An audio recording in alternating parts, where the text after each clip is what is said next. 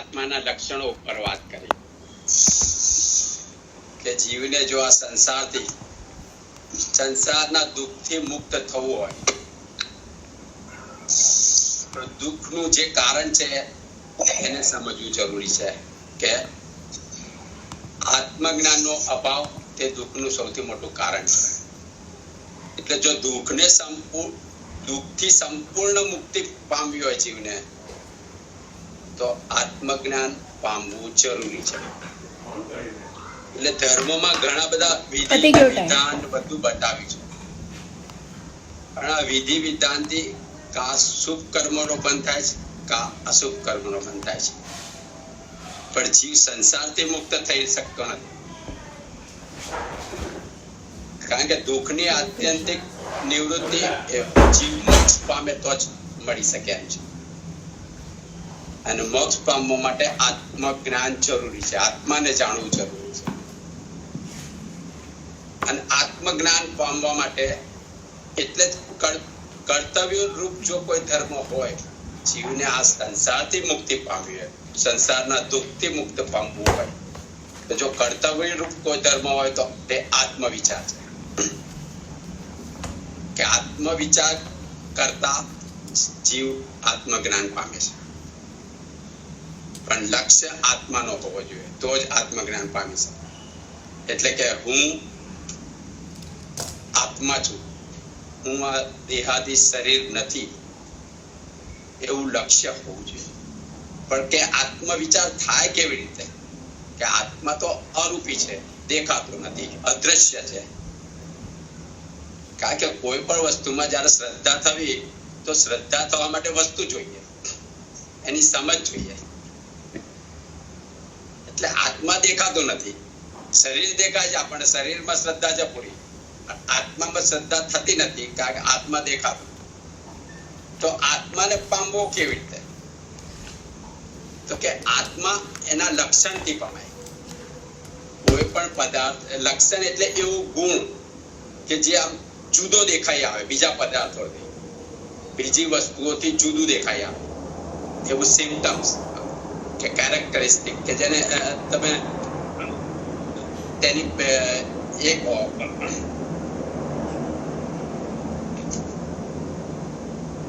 તેની પ્રોપર્ટીઝ જુદી જુદી, કે એ લક્ષણથી આત્મા ઓળખાય. આપણે ગયા વખતે એક ભાઈએ પૂછ્યું હતું કે પેલા 10 લક્ષણા કરાવે છે.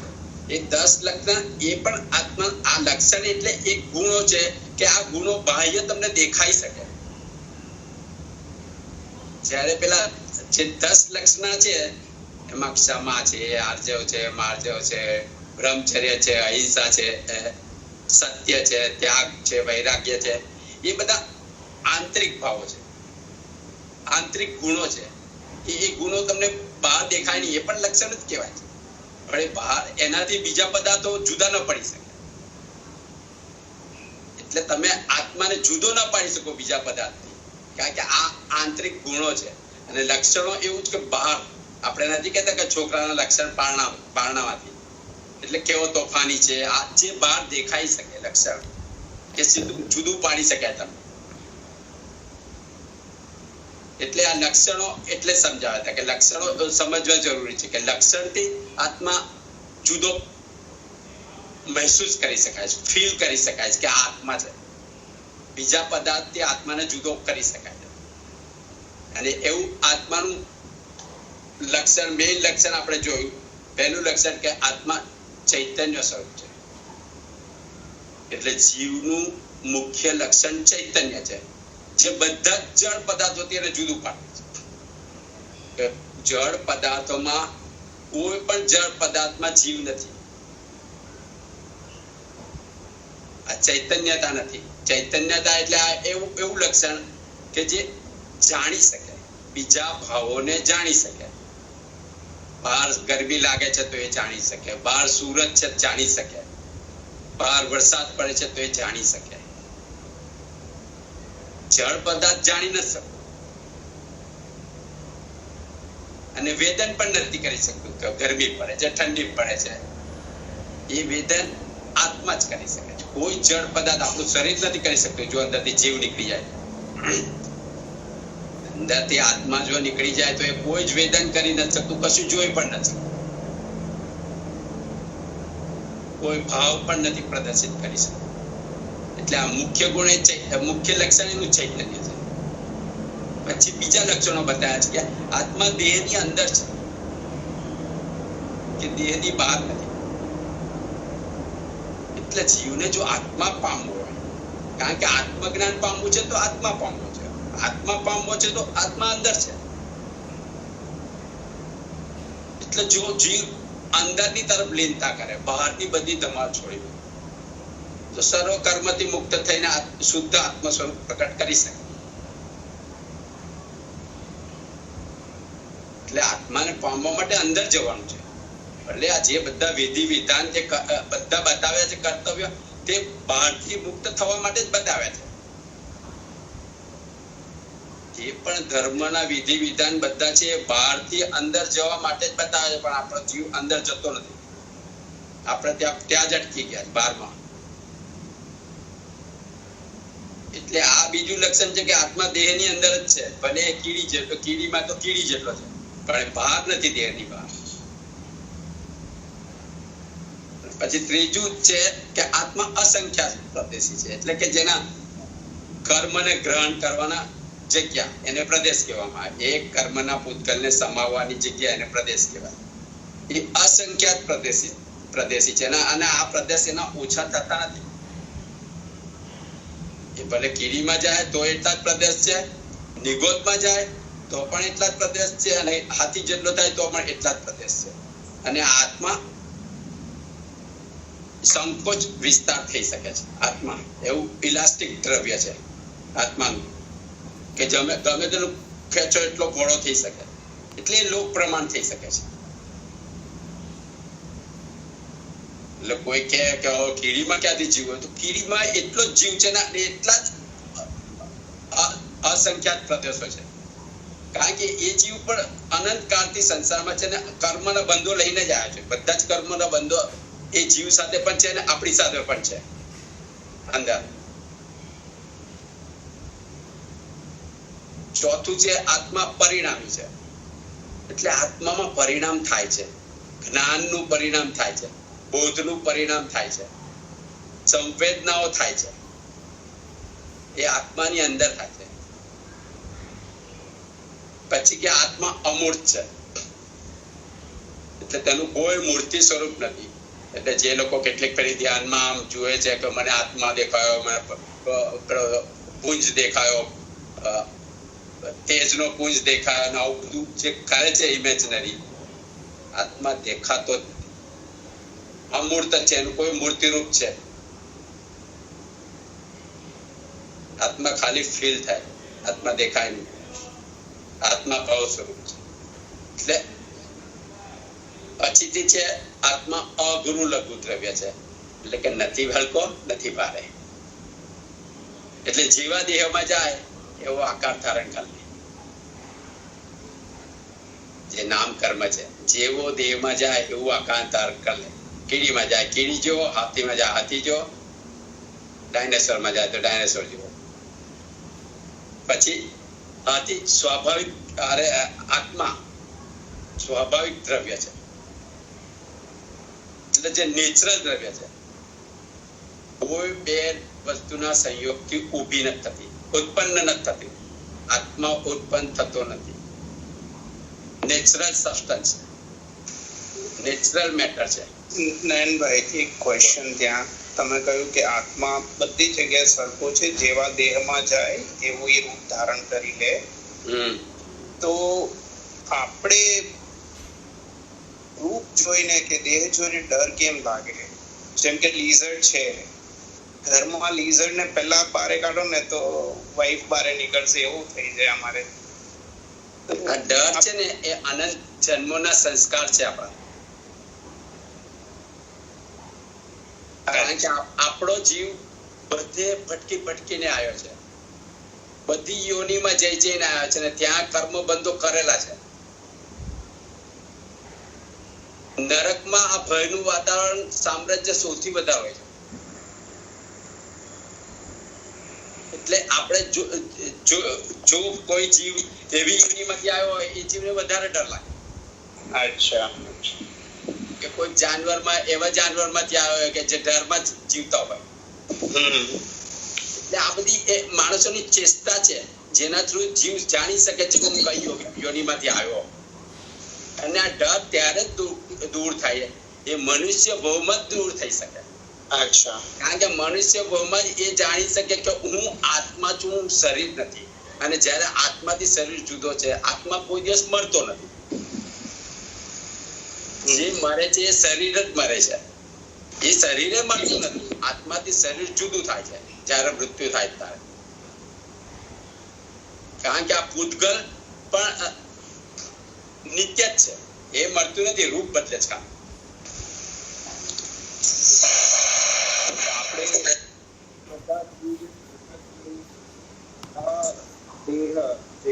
જેનામાં જીવ છે સરખા ગણીએ તો કદાચ આપણે પણ ડર ઓછો થઈ શકે.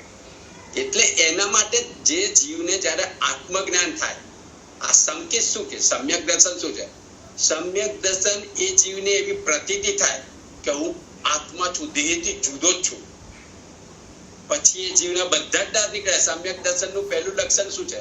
નિશંકા. આપણે જોઈતું કોઈ જાતની શંકા, કોઈ જાતના ભય એને રહે નહીં કે કાલે મારું શું થશે. બરાબર. એના માટેનો જ ધર્મ છે. એકચ્યુઅલી રવિભાઈ, આજે તમે સાંભળ્યું કે ભાઈ બધાના આત્મા સરખા છે. જે શરીર હોય એ પ્રમાણે આત્માની સાઈઝ થાય, બધું બરાબર. પણ એ હજુ અંદર ઊંડે બેઠું નથી એટલે ડર લાગે છે, અથવા એટલે સ્નેહ થાય છે. બંને બાજુ એવી રીતે તમને ડર લાગે છે, એવી રીતે સ્નેહ થાય છે કોઈની સાથે. કોઈકને જોતા જ ગમી જાય છે, કોઈકને જોતા જ ગુસ્સો આવી જાય છે. એ આપણા પૂર્વના કર્મોને કારણે છે. પરંતુ આપણને જે આ માન્યતા છે ને કે આત્મા અરૂપી છે, કે આત્મા બધાના સરખા સાઈઝના છે, સરખા સ્વરૂપના છે, કે આત્માનું સાચું સ્વરૂપ નિરંજન નિરાકાર છે, એ હજી દ્રઢ નથી થઈ માન્યતા.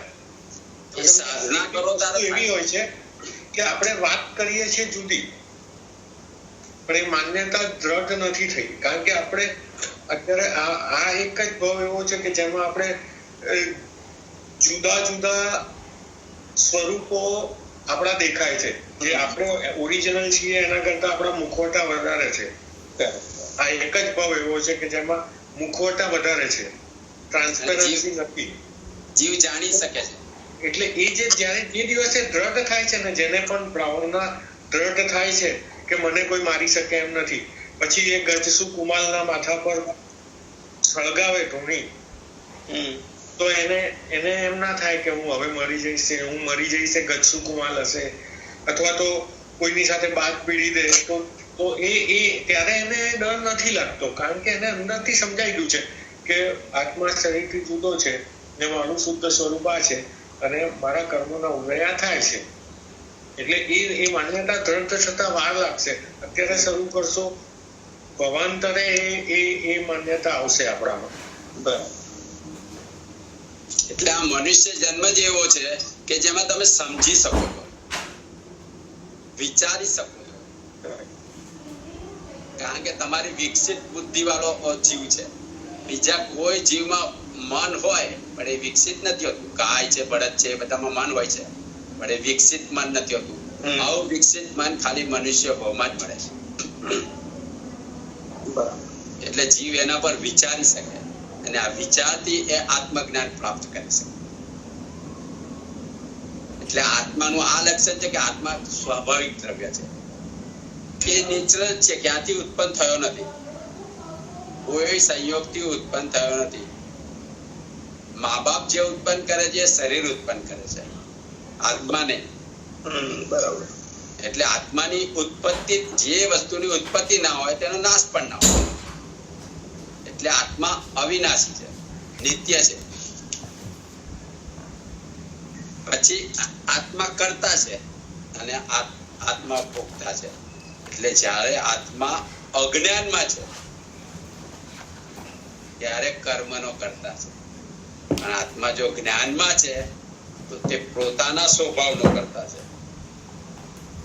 શુદ્ધ પરિણામનો કરતા છે. અને પછી આપણે જોઈતું કે આત્મા શુદ્ધ છે અને છતાં અનાદિથી સંસારી છે. એટલે નિશ્ચયથી એ શુદ્ધ પદાર્થ છે, પણ જ્યારથી છે ત્યારથી એ સંસારી છે. અનાદિથી એ કર્મથી બંધાયેલો છે, પણ એ કર્મથી મુક્ત થઈ શકે છે. આત્મા શુદ્ધ આત્માને પામી શકાય છે. આપણા તીર્થંકર ભગવાને પામ્યો છે અને તેથી તેમને આપણને માર્ગ બતાવે છે કે શુદ્ધ ધર્મ થકી શુદ્ધ આત્માને તમે પામી શકો જો પુરુષાર્થ કરો તો. અને આત્માનું બીજું એક લક્ષણ ગયા વખતે રહી ગયું હતું મારે બતાવવાનું, તે હતું આત્મા સદા ઉપયોગી છે અને સ્વપર પ્રકાશક છે. આ એવું લક્ષણ છે કે જે ચૈતન્યની આપણે પ્રવૃત્તિ થાય છે કે આપણે જ્ઞાનમાં ચિત્તને પરોવવું કે પછીથી ઇન્દ્રિયોનું વિષયો સાથે જોડાણ કરવું, એ આત્માના ઉપયોગ લક્ષણથી થાય છે. એટલે આત્માને આપણે જ્યાં ઉપયોગ લઈ જવો હોય ત્યાં લઈ જઈ શકીએ છીએ.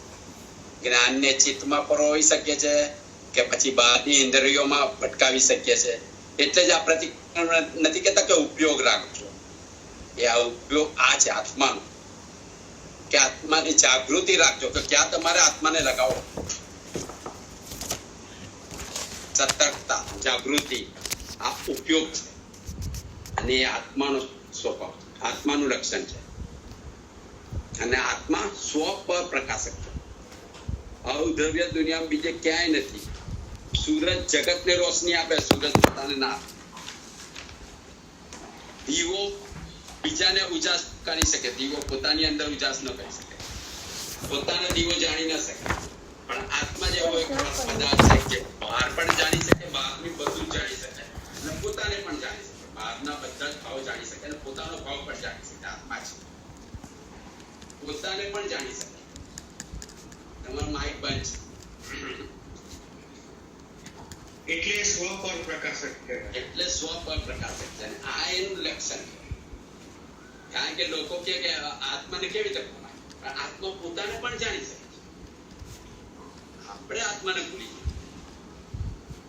આ જે હું અત્યારે બોલી શકું છું તે આત્માને લીધે જ બોલી શકું છું, પણ આપણે ભૂલી જઈએ છીએ. આપણે હુંમાં શરીરમાં આવી જઈએ છીએ કે હું બોલું છું. એટલે આ લક્ષણો થકી જીવ આત્મવિચાર કરી શકે. એટલે આ લક્ષણ એટલે જ એને કર્તવ્ય રૂપ ધર્મ બતાવે કે જો જીવને આત્મજ્ઞાન પામવું છે તો આ લક્ષણો થકી આત્માનો વિચાર જીવ કરી શકે. હર ઘડીએ, હર રોજ, હર સમયે કરી શકે જીવ.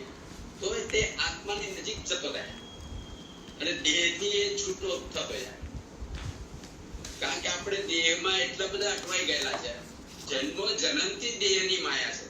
દેહથી છૂટી થોડું શકાય છે દેહ. એટલે અત્યારનો મનુષ્ય ભાવ મળ્યો છે. એમાં તમે જીવ પુરુષાર્થ કરે, જીવ સમજી શકે કે ભાઈ હું આત્મા છું, દેહ નથી, અને જન્મો જન્મથી ભટકું છું અને મને પહેલા સમજવાની ઓપોર્ચ્યુનિટી મળી છે, એટલે મારા પુણ્યથી મળી છે. આટલી બધી નજીક હું આવ્યો છું, તો હવે હું અહીંથી રહી જઈશ તો બીજા અનંત ભવના ચક્રમાં રખડી જઈશ. કારણ કે મનુષ્ય ભાવ મળવો દુર્લભ છે. મળ્યા પછી ધર્મ મળવો દુર્લભ છે, ધર્મ મળ્યા પછી કરવો દુર્લભ છે,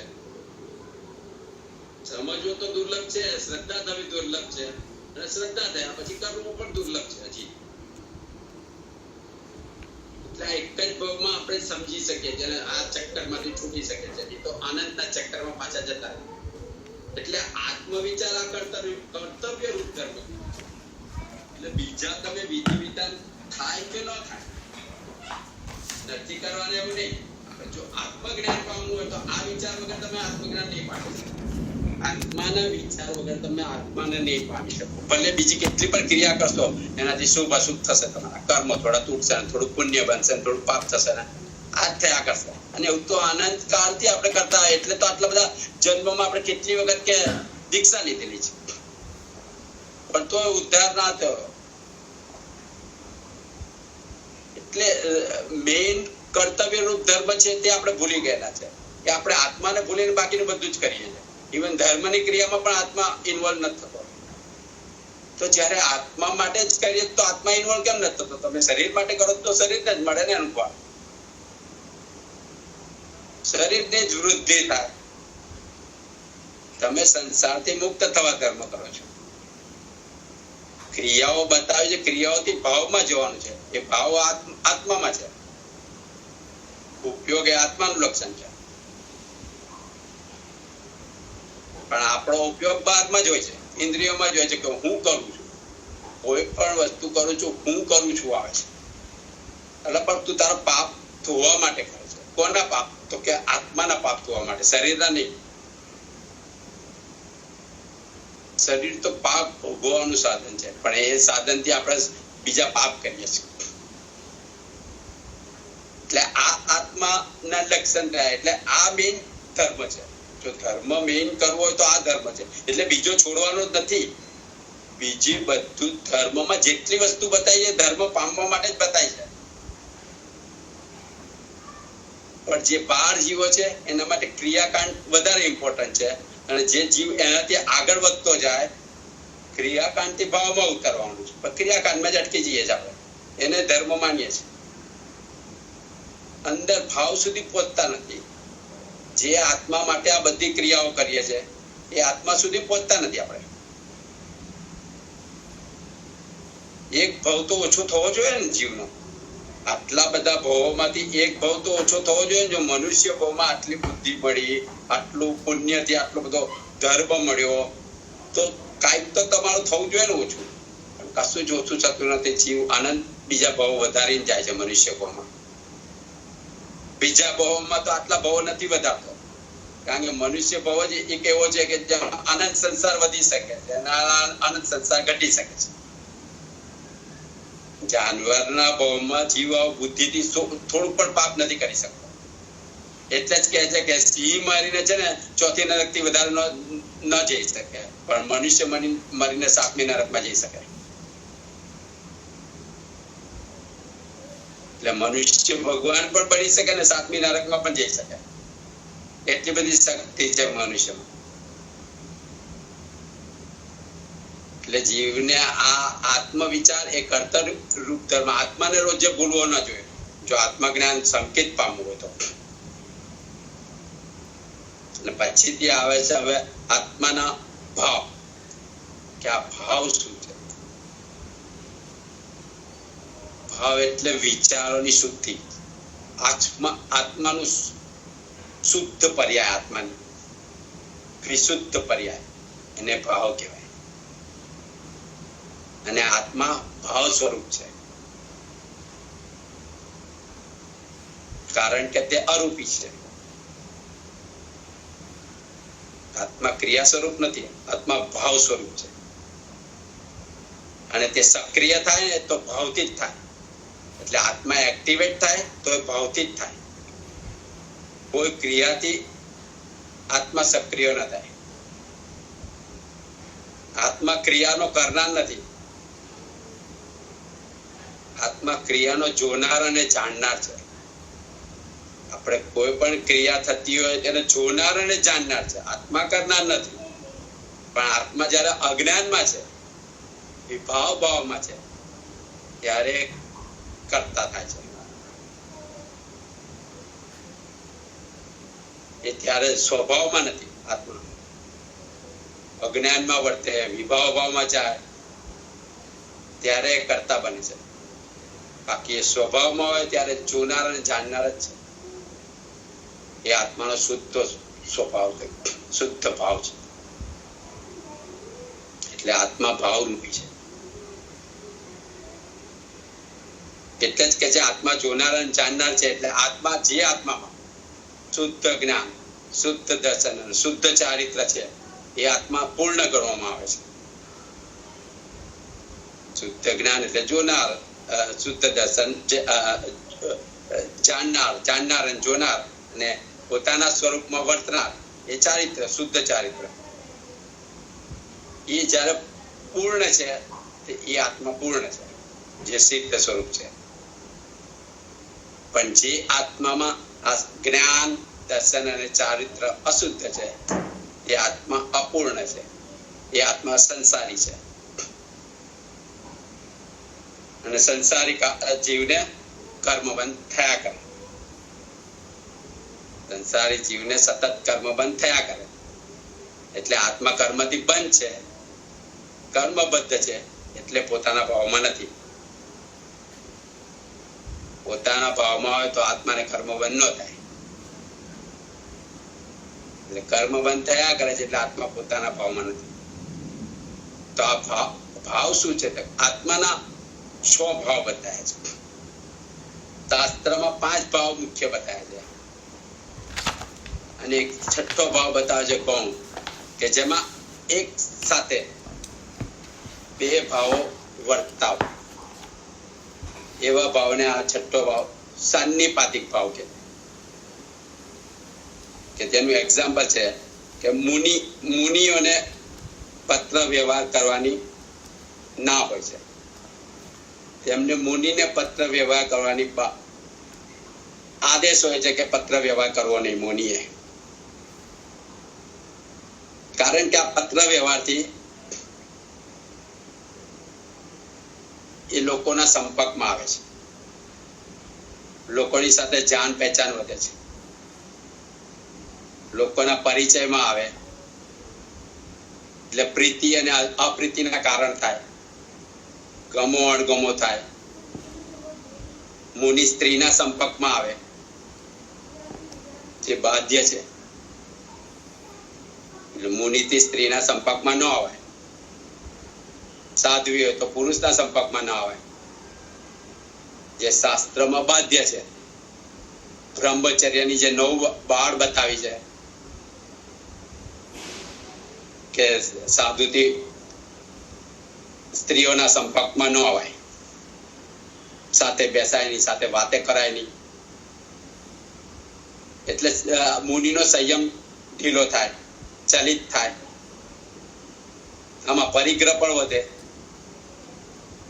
અને જેને લઈને નવા ભાવ ઉભા થાય, ઉત્પન્ન થાય મુનિમાં. અને આ ભાવને સાન્નિપાતિક ભાવ કીધો છે કે જેમાં એક કરતા વધારે ભાવ વર્તા હોય.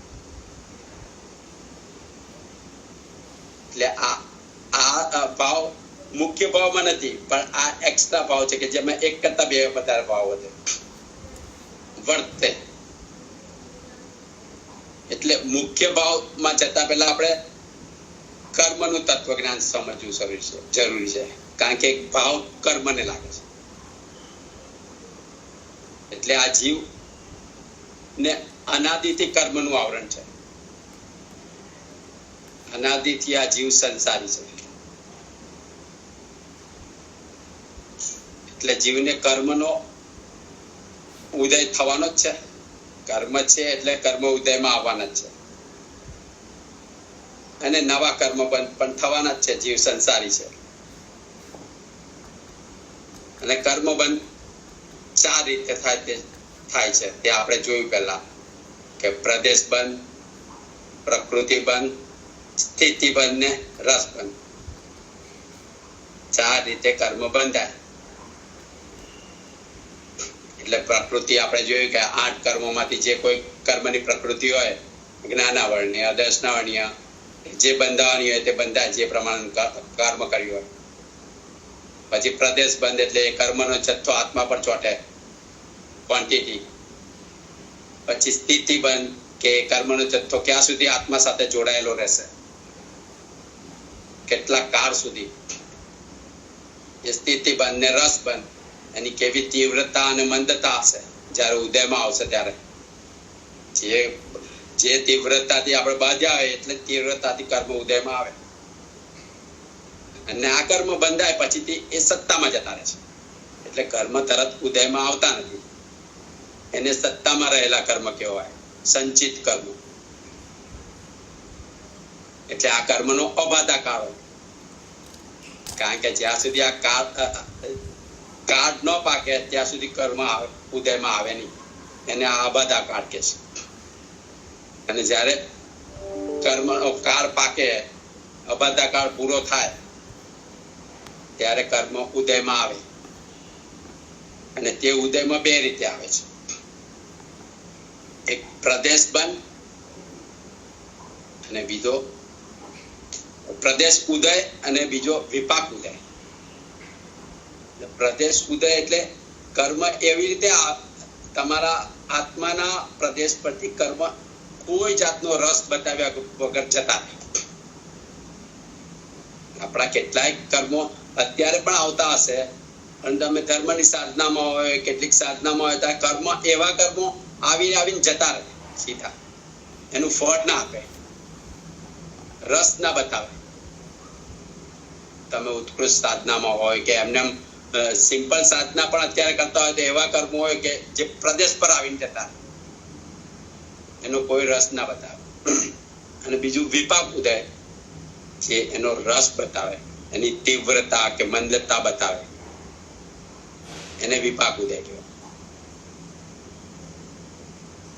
એટલે આ કર્મ ઉદયમાં આવ્યા પછી જીવ રોકી ના શકે, ભોગવવા જ પડે.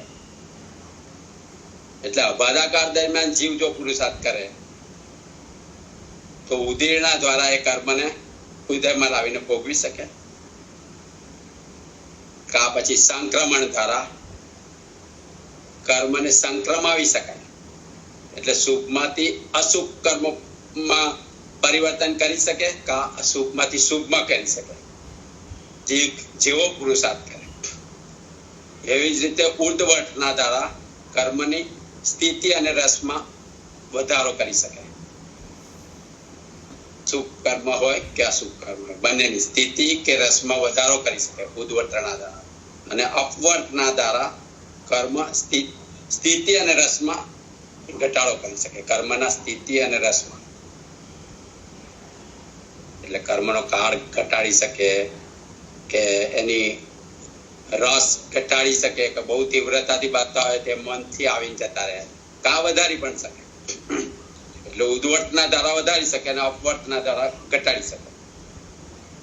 એવી જ રીતે આ બીજી ત્રણ સ્થિતિ છે કે જે ઉપશમન, કર્મનું ઉપશમન થઈ શકે.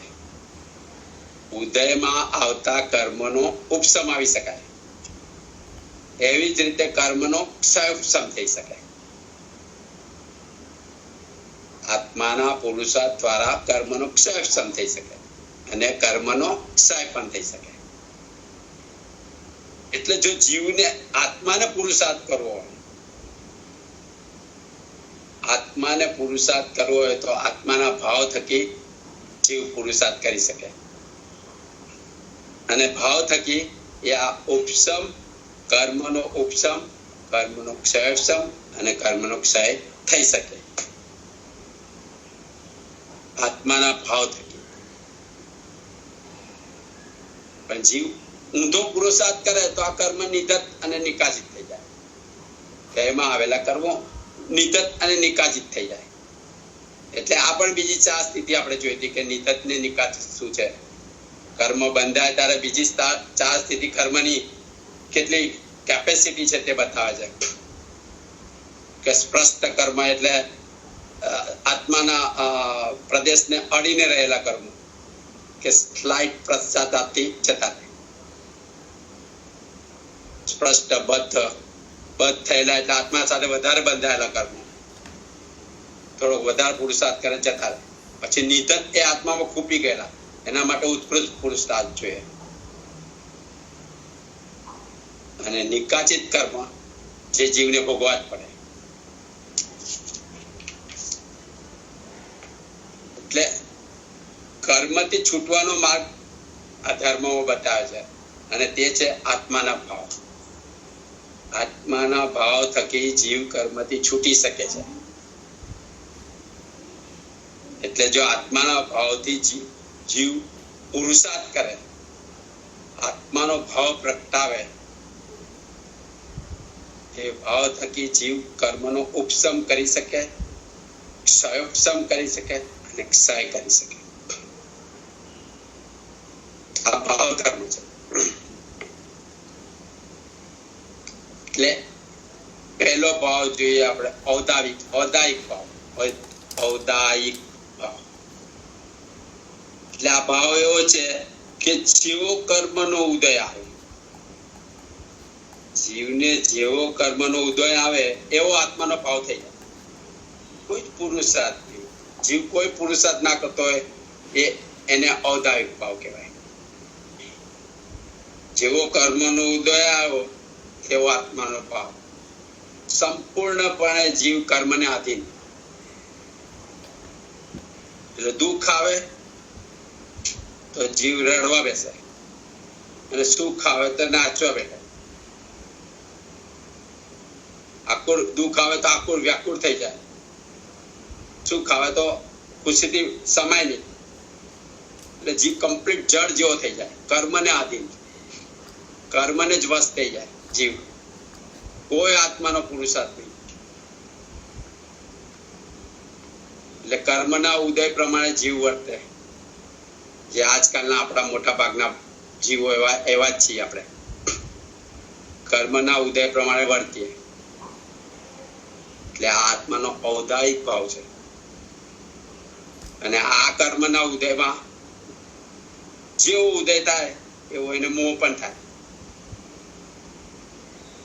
કોઈક ઠેકાણે રાગ થાય, કોઈક ઠેકાણે દ્વેષ થાય, ક્યાંક રાગ થાય, ક્યાંક દ્વેષ થાય. એટલે આ ઉદયમાં જીવ બંધાયા જ કરે, સતત બંધાયા કરે, સતત કર્મ બંધ કરાયા કરે. એટલે આ ઔદાયિક ભાવને કર્મ બંધનું કારણ કહેવામાં આવ્યું છે કે જીવનો અનંત સંસાર વધારે છે. ને આપણે બધા જીવો આ ઔદાયિક ભાવમાં જ જીવીએ છીએ મોટા ભાગના. જે આ નેચરલ ભાવ છે, સતત આનંદ સંસાર આપણો વધતો જાય છે. એટલે જ્ઞાનીઓએ કહ્યું છે કે કર્મનો ઉદય આપણા વશમાં નથી. તેથી જીવે મોહ છોડવો જોઈએ, રાગ દ્વેષ છોડવા જોઈએ કે આ કર્મ આપણે જ બાંધ્યા છે અને તે ઉદયમાં આવ્યા છે. એટલે જીવે કર્મનો ઉપશમ કરવો જરૂરી છે, ઉપશમ રાખવો જરૂરી છે. આ કર્મના ઉદયમાં ઉપશમ રાખવો જરૂરી છે. એટલે આ બીજો ભાવ આવે છે ઔપસમિક ભાવ. ઔપસમિક એટલે ઉપશમન કરવું. એટલે ઉદયમાં આવતા કર્મો ને આત્માના પુરુષાર્થથી, વિશેષ પુરુષાર્થથી, વિશેષ શક્તિથી ઉદયમાં આવતા કર્મોને રોકવા, એને દબાવવા, એનું ઉપશમન કરવું. એટલે જેમ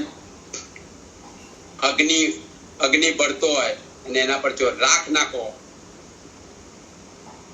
તો અગ્નિની ઉષ્ણતા શાંત થઈ જાય, અગ્નિ ફેલાતો અટકી જાય. એવી જ રીતે કર્મો ઉદયમાં આવતા હોય તો એ કર્મને જીવ દબાવી દે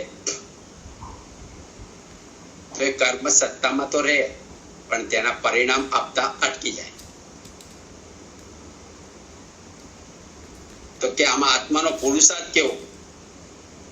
તો કે જીવે પોતાના ભાવને વિચારપૂર્વક અને ચિંતનપૂર્વક ઉપસમાવી રાખો. એટલે ઉપસમ ભાવ રાખો, વિચારપૂર્વક અને ચિંતનપૂર્વક. તો કે જીવને જો ક્રોધ આવી રહ્યો છે તો જીવ વિચારપૂર્વક તેને રોકી શકે છે, ચિંતનપૂર્વક તેને રોકી શકે છે. જીવ વિચારે કે આ ક્રોધ મારો સ્વભાવ નથી, તે ઉદય ભાવ છે અને મેં બાંધેલા કર્મોને લીધે લઈને આ ક્રોધ આવે છે. અને જીવ વ્યવહારમાં પણ આ ક્રોધને રોકી શકે છે. વ્યવહારમાં તો ઇઝીલી રોકી શકે છે. જો કોઈ શક્તિશાળી વ્યક્તિ સામે આવે ને તેની સામે ક્રોધ થાય તો જીવ રોકી દે છે. ઓફિસમાં બોસ સામે ક્રોધ આવ્યો હોય તો જીવ રોકી દે છે. એટલે આ આત્માનો પુરુષાર્થ છે, જીવનો પુરુષાર્થ છે, જીવનું બળ છે. જીવ ધારે તો આ કર્મને રોકી શકે, કર્મના ઉદયને, એને ઉપસમાવી શકે.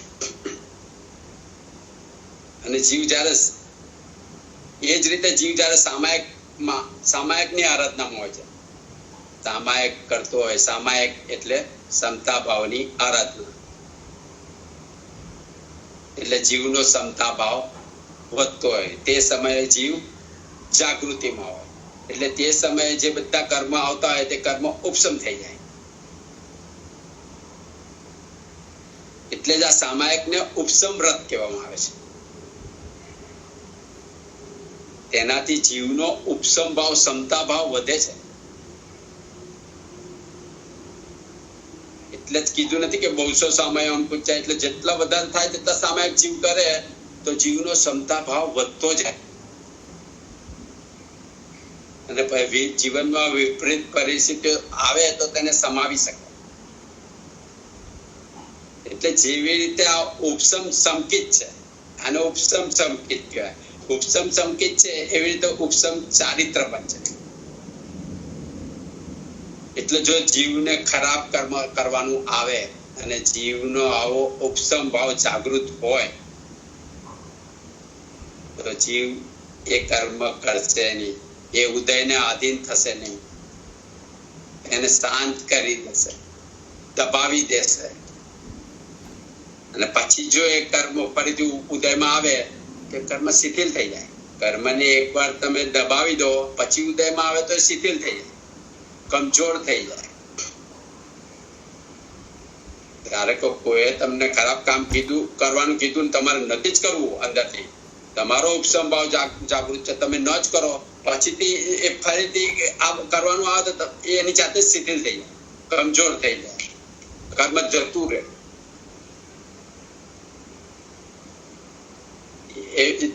ધારો કે તમારા ઘરમાં છોકરો આપણા ઘરમાં તોફાન કરતો અને આપણને ક્રોધ આવે, જો આપણે ક્રોધને દબાવી દઈએ તો થોડો સમય પછી જતો રહેશે. તમે ઉપયોગપૂર્વક, આત્માના ઉપયોગપૂર્વક કે વિચારપૂર્વક કે ચિંતનપૂર્વક દબાવો જે ઉદયમાં આવેલા કર્મને, તો એ કર્મ તરત ફળ આપવાનું બંધ કરે છે, ઉપશાંત થઈ જાય છે, ધીરે ધીરે કમજોર થાય, શિથિલ થઈને જતું રહેશે. એટલે આ કર્મનો જીવ રસ ભોગવતો નથી. આ કર્મ આત્માના પ્રદેશ પરથી આવીને જતું રહે છે જો જીવ એને રોકે તો. એટલે જ કીધું કે શ્રાવકની આરાધનાની શરૂઆત આ ઉપસમ ભાવથી થાય. ઉપસમ ભાવથી શ્રાવકની આરાધનાની શરૂઆત થાય. એટલે જ કીધું કે સામાયિક જો કોઈ તપ નથી.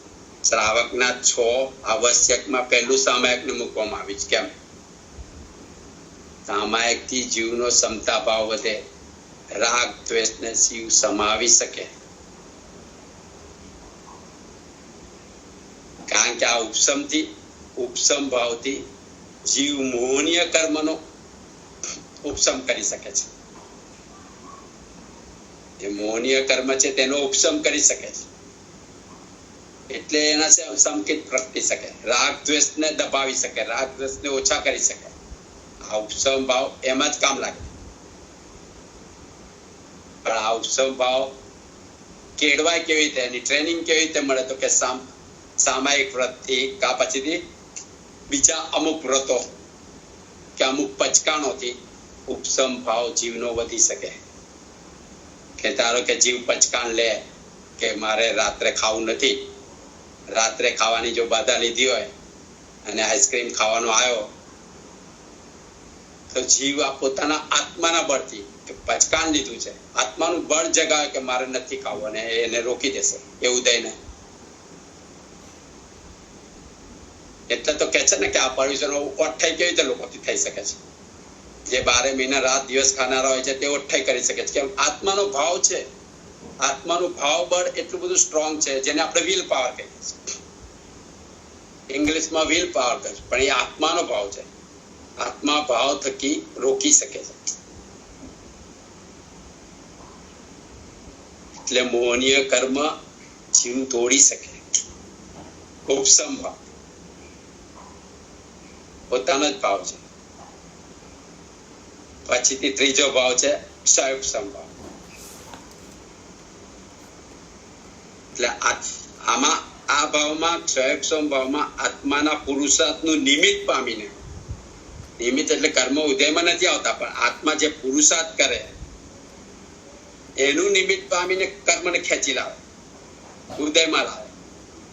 અને એ કર્મને એમાંથી અમુક કર્મોને જીવ ભોગવી લે, ક્ષય કરી નાખે, અને અમુક કર્મને શાંત કરે, ઉપશાંત કરે. એને ક્ષયોપસમ ભાવ કહેવાય. અને આવો પુરુષાર્થ જીવનભર ચાલે, ભવ ચાલે જીવનો. એનું એક્ઝામ્પલ કઈ? એક્ઝામ્પલ પછીથી આવે. એટલે આ કેવી રીતે ભોગવે જીવ?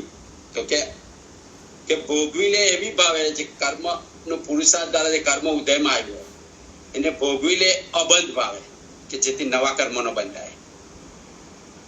અને અવિષમ ભાવે, કોઈ રાગ દ્વેષ વગર. જ્ઞાન ભાવે કે આ મારા જ કર્મો છે, મારે જ ભોગવાના છે, મેં જ કરેલા કર્મો ઉદયમાં આવે છે. અને આવો ભાવ જીવમાં પ્રગટ થવો જોઈએ કે કોઈનો દોષ નથી, કર્મ મેં જ બાંધેલા છે, એ જ કર્મ ઉદયમાં આવે છે અને મારે જ ભોગવાના છે. આવો ભાવ, પારિણામિક ભાવ અંદર હૃદયમાં પ્રગટે તો જીવ આ કર્મ તોડી શકે, ક્ષયોપસમ કરી શકે. અને આ જે કર્મો ઉપશમન નથી થઈ શકતા, જે મોહનીય કર્મ જે ઉપશમન થઈ શકે, પણ જે બીજા કર્મો છે ઉપશમન ના થઈ શકે, એવા કર્મોનો જીવ ક્ષયોપસમ ભાવથી એ કર્મોને ખપાવી શકે. એટલે આ ક્ષયોપસમ ભાવ કોનો થાય? જ્ઞાનાવરણીય કર્મનો, દર્શનાવરણીય કર્મનો, અંતરાય કર્મ. એટલે જ આપણે કહીએ છીએ ને જ્ઞાનનો ક્ષયોપસમ. જીવને જ્ઞાન નથી હોતું, આપણને જ્ઞાન ના હોય, આપણે પુરુષાર્થ કરીએ સતત, એ પુરુષાર્થમાં આપણે શું કરીએ છીએ? અમુક કે છે, અમુક લોકો પુરુષાર્થ નથી કરતા કે જ્ઞાન નથી ચડતું, તો નથી ચડતું એને. પણ જીવ જે પુરુષાર્થ કરે છે એને જ્ઞાન ચડે જ છે ને. જીવ જ્ઞાનમાં પુરુષાર્થ કરે છે તો એને જ્ઞાન વધતું જ જાય. એ શું થાય છે? જ્ઞાનનો ક્ષયોપસમ થાય છે કે કર્મો આપણે બાંધ્યા છે, અંતરાય કર્મો આપણે બાંધેલા છે, જ્ઞાનાવરણીય કર્મ આપણે જ બાંધ્યા છે. એટલે તમે એને સ્વાધ્યાય વધારે કરો. સ્વાધ્યાયમાં શું છે? વાસના, પૂછના, પરાવર્તના. એટલે તમે ઘડી એના પર કોન્સન્ટ્રેટ કરો, કર્મ તૂટે જ તમારા. પણ જો તમે છોડી દો તો પછી કર્મ કઈ રીતે? મને નથી જડતું, નથી કરવું. આપણો ભાવ ઔદાહિક જ હોય છે, તકલીફ જ ત્યાં છે.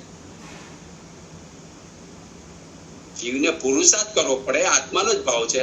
આપણે પુરુષાર્થ કરવાથી આપણે ક્ષયોપસમ કરી શકીએ છીએ. કર્મનો ક્ષયોપસમ કરી શકીએ, જ્ઞાનાવરણીય કર્મનો કરી શકીએ, દર્શનાવરણીયનો કરી શકીએ. કે શ્રદ્ધા નથી આવતી તો સમજો. અંદર સમજવાનો એ ભાવ ઉપયોગ પણ આત્માનું લક્ષણ છે, જ્ઞાન પણ આત્માનો ગુણ છે. એને તમે પ્રગટાવો, પુરુષાર્થ કરો. કેમ જીવ વાંચે છે? જે છોકરાને વાંચતાથી કોઈને 2 વખત વાંચવાથી એનો ક્ષયોપસમ થાય છે, કોઈને 10 વખત વાંચવાથી થાય. એ કર્મ એ પુરુષાર્થ કરે એટલે કર્મ આવે ઉદય, કે નથી સમજાતું, નથી સમજાતું, હજી કરે એટલે તૂટે. હવે એટલે જ આ જે મુનિઓ હોય છે, મુનિઓનો આખો વ્યવહાર એક ક્ષયોપસમ જ હોય છે. મુનિઓનો જે પુરુષાર્થ છે, જે છઠ્ઠાથી ચોથા આત્મજ્ઞાન થયા પછીથી, સંકેત થયા પછી જે પુરુષાર્થ છે, 13મા પુરુષાર્થ એક ક્ષયોપસમ જ છે. આવતા જેટલા કર્મો ઉદય ન હોય તો એનો ઉદયમાં લાવે પુરુષાર્થ દ્વારા. જ્ઞાન વધારે છે. જયારે જ્ઞાનનો કોમ્પ્લેક્સ ક્ષયોપસમ થાય ત્યારે કેવું જ્ઞાન થાય? એટલે આ બધી આરાધના છે. પણ એ તમને કયા જ્ઞાન નડે છે એના માટે ગુરુની જરૂર પડે. જીવ જાતે કરે તો અમુક ઠેકાણે જઈને અટકી જાય કે નથી થતું, છોડી દે. જીવનું આત્મબળ કમજોર થઈ જાય છે. એટલે જ કે ગુરુની જરૂર પડે, કે ગુરુને ખબર પડે કે એને આ ભાઈને કઈ પ્રકૃતિ નડે છે કર્મની, એ પ્રમાણેના એને વ્રત જપ આપે. કેમ આપણે જ્ઞાનની આરાધના શું લેવા કીધી છે? જ્ઞાનની આરાધના તે શું છે? છે પુરુષાર્થ. જો જીવ પુરુષાર્થ કરે તો જ્ઞાન તૂટી શકે, જે જ્ઞાનના આવરણ છે તે તૂટી શકે, એવા દર્શનના આવરણ પણ તૂટી શકે. અને આ જીવ અંદર આગળ વધે તો એનો અનુભવથી ખબર પડે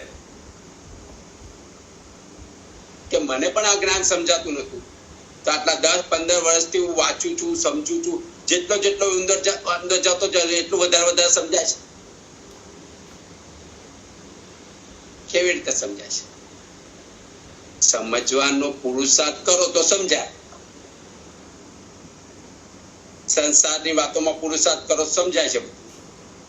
આમાં પણ તમે આ જ્ઞાનાવર્ણ્ય કર્મ તમે તોડી શકો. તમે દર્શનનું આવરણ, તમને શ્રદ્ધા ક્યાંમાંથી પાકી નથી થતી, તો તોડી શકો અંદરથી શ્રદ્ધાને, એનો પુરુષાર્થ દ્વારા. અને આ પુરુષાર્થ કરવા માટે ગુરુની જરૂર છે, કે ગુરુ તમને બતાવે તમને કઈ પ્રકૃતિ નડે છે અને તમારે શું ઉપચાર કરવા જોઈએ. ભાવની આરાધના જીવનભર ચાલે અને ભવ ચાલે. જો અત્યારથી કરેલી હોય તો આગલા ભવમાં આવે સાથે.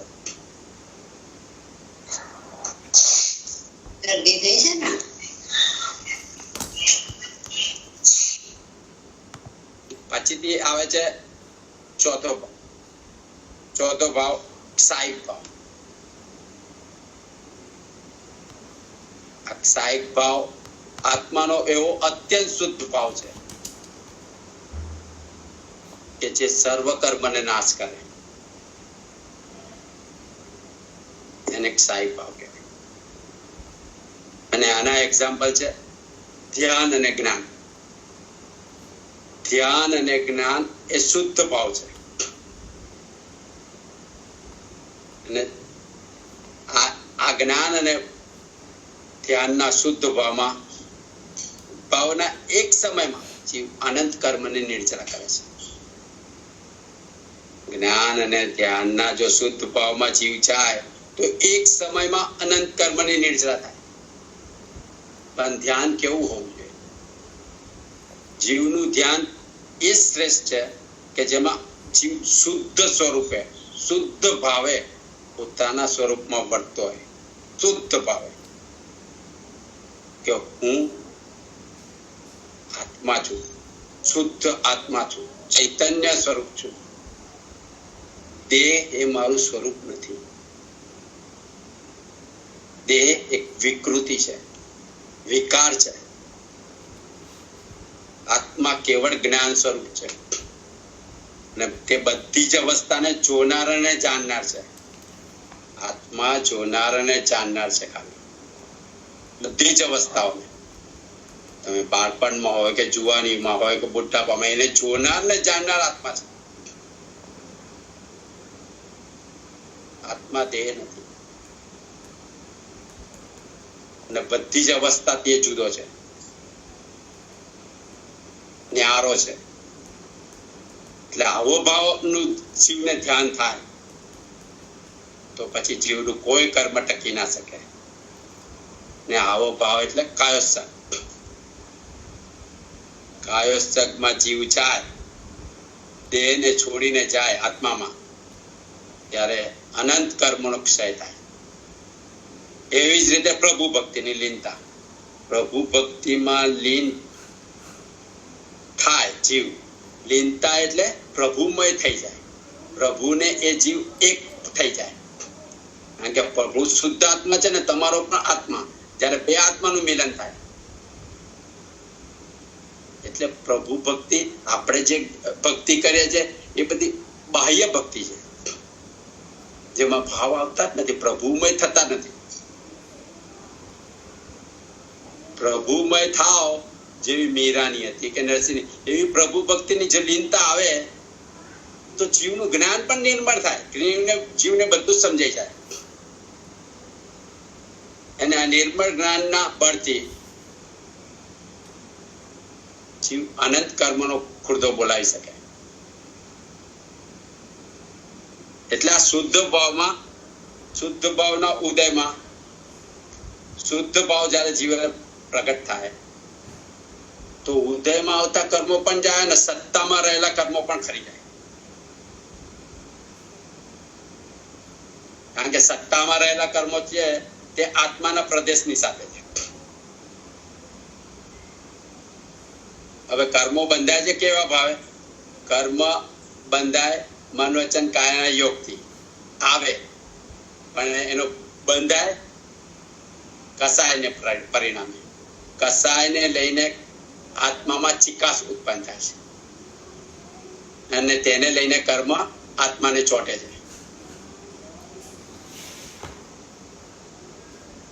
અને જ્યારે શુદ્ધ ભાવ પ્રગટ થાય, આત્મામાં શુદ્ધતા આવે, ત્યારે અકસાય ભાવ પ્રગટ થતો હોય છે.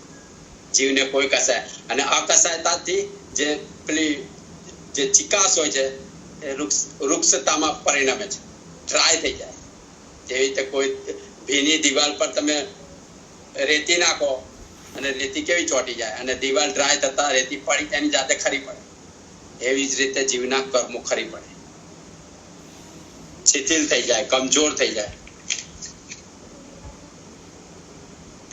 એટલે ઉદયમાં આવતા કર્મો પણ જાય અને સત્તામાં રહેલા કર્મોનો પણ ખુરદો બોલી જાય. શુદ્ધ ભાવની તાકાત જ એટલી બધી છે કે અનંત કર્મો ખપી જાય જીવના. અનંત ભાવોની ગાંઠોને તે તોડી નાખે, છેદી નાખે. સિવાય કે જીવનું નિકાચિત કર્મ હોય. નિકાચિત કર્મ જીવે ભોગવવું જ પડે. અને આ સહાયક ભાવના માલિક આપણે જાણીએ છીએ કે શ્રેણિક મહારાજા હતા, શ્રી કૃષ્ણ મહારાજા હતા, જેમને નિકાચિત કર્મને લીધે અત્યારે કર્મ નારકીમાં છે. બાકી એમને બીજા બધા કર્મનો ભૂક્કો બોલાવી દીધો. સહાયક ભાવ. એટલે આપણે આગળના 4 ભાવ જોયા કે સાંદિપાતિક ભાવ, ઔદાયિક ભાવ, ઔપસમિક ભાવ અને ક્ષાયોપસમિક ભાવ. આ 4 ભાવ પર્યાય રૂપ છે, એટલે બદલાતા રહેતા હોય છે જીવનમાં. કોઈક ફરી ઉપસમ આવે, કોઈક ફરી ક્ષાયોપસમ થાય, કોઈક ફરી ઔદાયિક ભાવમાં જીવી જતો રહે. એટલે બદલાતા રહેતા હોય. પણ સહાયક ભાવ આવ્યા પછી તે બદલાતો નથી. એક સહાયક ભાવ આગળ જતા જીવની આરાધના શુદ્ધિ થતા કેવળ જ્ઞાનને પામે છે, શુદ્ધ પારિણામિક ભાવને પામે છે. અને આ આત્માનો ભાવ છે પારિણામિક ભાવ, 5મો ભાવ. અને તે 5મો ભાવ અતિ શુદ્ધ ભાવ છે કે હવે જીવના સ્વરૂપમાં કોઈ પણ બાધા ઉત્પન્ન કરી ના શકે. આ પારિણામિક ભાવ આવ્યા પછી જીવના સ્વરૂપમાં કોઈ પણ બાધા ઉત્પન્ન કરી ના શકે, જેને આપણે કેવળ જ્ઞાન કહીએ છીએ. એટલે પારિણામિક ભાવમાં જીવ જ્ઞાતા અને ત્રષ્ટા જ હોય છે, ક્યાંય જોડાતો નથી. જો જોડાય તો એને કર્મનો બંધ થાય, પાછો આખો સંસાર ઉભો થઈ જાય. એટલે જીવ પારિણામિક ભાવમાં જ્ઞાતા અને ત્રષ્ટા જ હોય છે. એટલે જ કહ્યું છે કે જ્ઞાન, દર્શન અને ચારિત્ર એ આત્માનો સ્વભાવ છે. અને આત્માના સ્વભાવને પામવા માટે ઉમાસ્વાતી મહારાજે તત્વા સૂત્રમાં કહ્યું છે, સમ્યક દર્શન જ્ઞાન ચારિત્રાણી મોક્ષ માર્ગમ. એટલે શુદ્ધ જ્ઞાન, શુદ્ધ દર્શન અને શુદ્ધ ચારિત્ર એ સિદ્ધ દશા છે, મોક્ષ દશા છે. એટલે જીવને આ આત્માના 5 ભાવનું મહત્વ શું છે? તો કે આ 5 ભાવને જો જીવ ધ્યાનમાં રાખે તો તેને સમજાય કે જીવના કર્મ સાથેનો સંબંધ અનાદિનો છે, અનંત નથી. એટલે અટકી શકે છે કે અનાદિથી છે આપણે, પણ અનંત નથી જો જીવને અટકાવો. એટલે કર્મોદય સમયે જો જીવ કર્મને વશ થાય તો કર્મનું કારણ બને, કર્મબંધનું. પણ કર્મને જો જીવ વશ ના થાય તો આ કર્મથી જીવ છૂટી શકે. કર્મના હારનું કારણ છે. જો તમે વશ ના થાવ તો કર્મ હારી જાય. જતા રહે. એટલે જ્ઞાની કહે છે કે કર્મના ઉદયને નિષ્ફળ બનાવો, કે જેથી જે વિભાવ અને વિકાર થાય છે એ ન થાય, નવા કર્મ ન બંધાય. કારણ કે કર્મ તો એની નિયત સ્થિતિ જે થાય પૂરી થતા આવે અને જાય, કોઈ નિમિત્ત વિકાર કરાવતું નથી.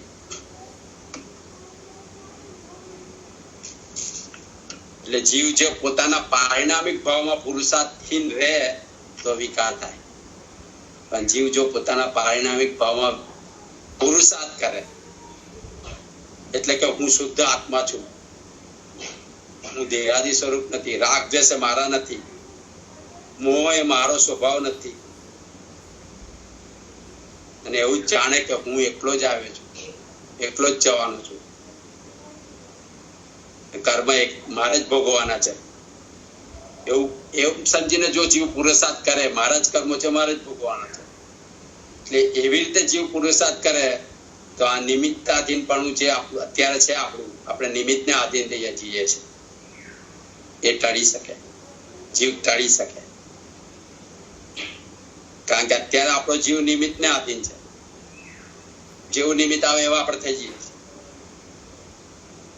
પણ જો જીવ, કારણ કે અત્યારે આપણે નિમિત્તને આધીન છે અને નિમિત્ત કર્મને આધીન છે, એટલે આ કર્મ એક નિમિત્ત નૈમિત્તિક સંબંધ છે કે નિમિત્તને લઈને પણ કર્મ આવે અને કર્મ આવવાનું એટલે નિમિત્ત ઊભું થાય, બંને છે.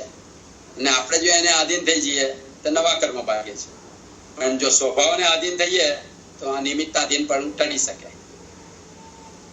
એટલે જીવ જો પારિણામિક ભાવના આધાર ઉપર પોતાનો શુદ્ધ સ્વભાવનું બળ કરે તો આ નિમિત્તાધીન પણ ટળી શકે, જો જીવને ટાળવું હોય તો.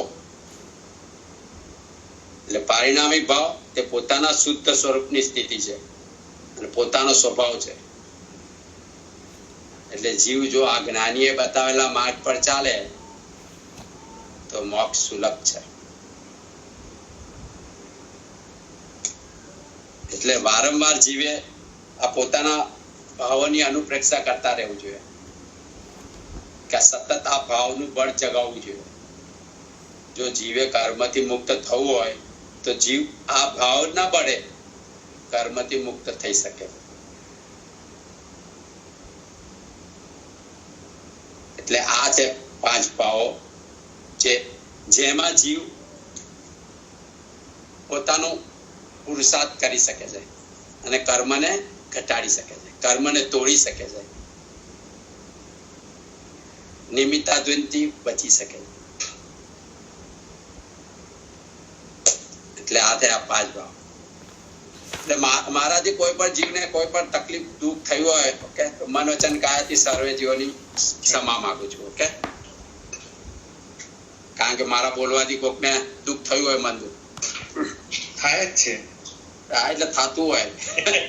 આપણું બોલવાનું પણ એવું છે. આપણે વંદિતુ સૂત્રના અર્થ જોઈએ છીએ. તો વંદિતુ સૂત્રના અર્થ એટલે આપણે જે અતિક્રમણ કરવાના છીએ અથવા તો પાપોના પ્રાયશ્ચિત કરવાના છીએ, એમાં સૌથી ઇમ્પોર્ટન્ટ જેવો કોઈ વસ્તુ હોય તો એ 14 પાપ સ્થાનકના જે પાપો થઈ રહ્યા છે એની નિંદા ગુરુની સાક્ષીએ ગઢા અને એના મિચ્છામિ પ્રભુ, એ કરવાથી જગતના સર્વ જીવો પ્રત્યે આપણે આપણા મનથી આપણા કરેલા પાપોની માફી માંગીએ એટલે આપણે એ પાપમાંથી હળવા થઈએ. આ દ્રષ્ટિથી જે વંદિતુ સૂત્ર છે એ રોજના પ્રતિક્રમણ વગેરેમાં એને ઉમેરવામાં આવ્યું છે. પણ આપણે મૂળ સૂત્રથી રોજ બોલીએ છીએ, પરંતુ એના અર્થ સમજ નથી હોતી, એટલે આપણને થોડી ભાવ વૃદ્ધિ જે થવી જોઈએ એ નથી થતી. એટલે એના માટે આપણે એના અર્થો જોઈ રહ્યા છીએ. તો હવે આપણે 20મી ગાથા સુધી આવ્યા.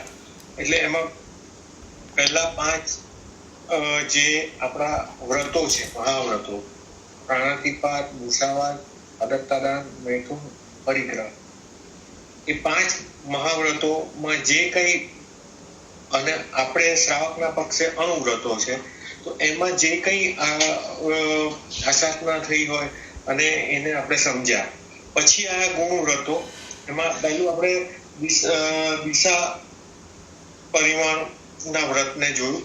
હવે આપણે ભોગોપભોગને જોઈ રહ્યા છીએ કે શું ખવાય, શું ન ખવાય, ન ખાવા જેવું શું ખાતું, શું એ આપણે એમાં આપણે વિશેષ ચર્ચા કરતા હતા કે મજ્જમ્ય મનસમ્ય ભૂખે ફલે કંદમલે ઉપભોગ પરિભોગે ધ્યમ ગુણ હોય નિંદે. એટલે ઉપભોગ અને પરિભોગમાં જે કંઈ આસાધનાઓ થઈ છે એને આપણે સમજતા હતા. તો આપણે એમાં જે પહેલા 4 મહાવિગય જોઈ, એના પછી આપણે 22 અપક્ષને જોયા કે 5 ઉદુંબર, 4 મહાવિગય, હિમ, વિષ, કરા, માટી, પાત્રી ભોજન, બહુબીજ, અનંતકાય, બોળ અથાણા, ગોલવડા, વૃત્તાંગ, અજાણ્યા ફળ, તુચ્છ ફળ, ચલિત રસ, એ 22 અપક્ષ જોયા. એના પછી આપણે આ 32 અનંતકાયમાં કે જે કંદમૂળ વગેરે ના 32 અનંતકાય જોયા. હવે એ બધાને સમજ્યા પછી હવે ભોગોપભોગ વ્રતધારી શ્રાવક જે હોય એ સામાન્ય રીતે પોતાની જિંદગીમાં ન થનારા બધા પાપોના પચખણ કર્યા કે જે ક્યારેય નથી થવાના. ધારો કે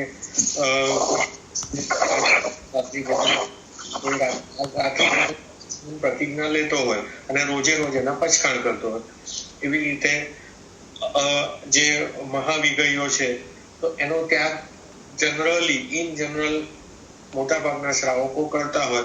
અને વારંવાર જો તમે જીનવાણી શ્રવણ કરવા જતા હો તો તમને ગુરુ ભગવંતો પણ એ પ્રેરણા કરતા હોય કે મોટા પાપોથી તમે બચો, એટલે એના પ્રાયશ્ચિત નહીં પણ પચખાણ જ આપતા હોય. એટલે એ તો આપણે કરીએ છીએ, એટલે મોટા પાપોના પચખાણ કરીએ છીએ. અથવા જે 22 અપક્ષ અને 32 અનંતકાયમાં જે કંઈ ખવાઈ ગયું હોય, વપરાઈ ગયું હોય, તો એના પણ આપણે પચખાણ કરીએ છીએ. પણ એ જે પચખાણ છે ને એ થયા આજીવન, અને જે નથી કરવાના એના પચખાણ થયા.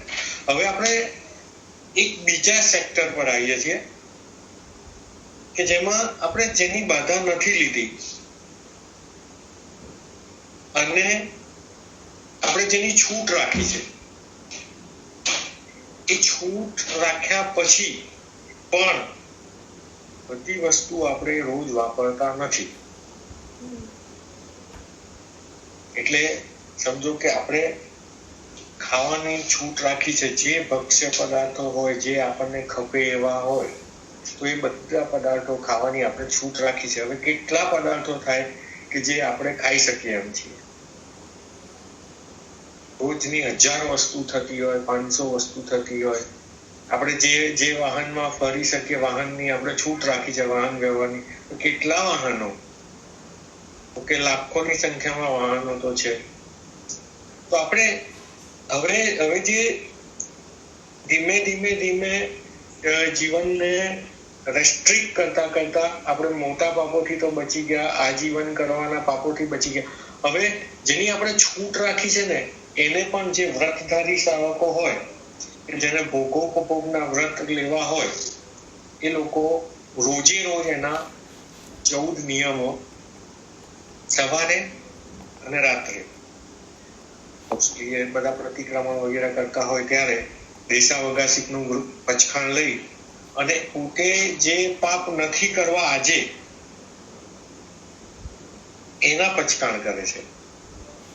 એટલે જૈન શાસન કેટલું વિસ્તૃત રીતે અને કેટલું સૂક્ષ્મ રીતે દરેક આરાધનાને આપે છે એ સમજવાની કોશિશ કરવાની છે.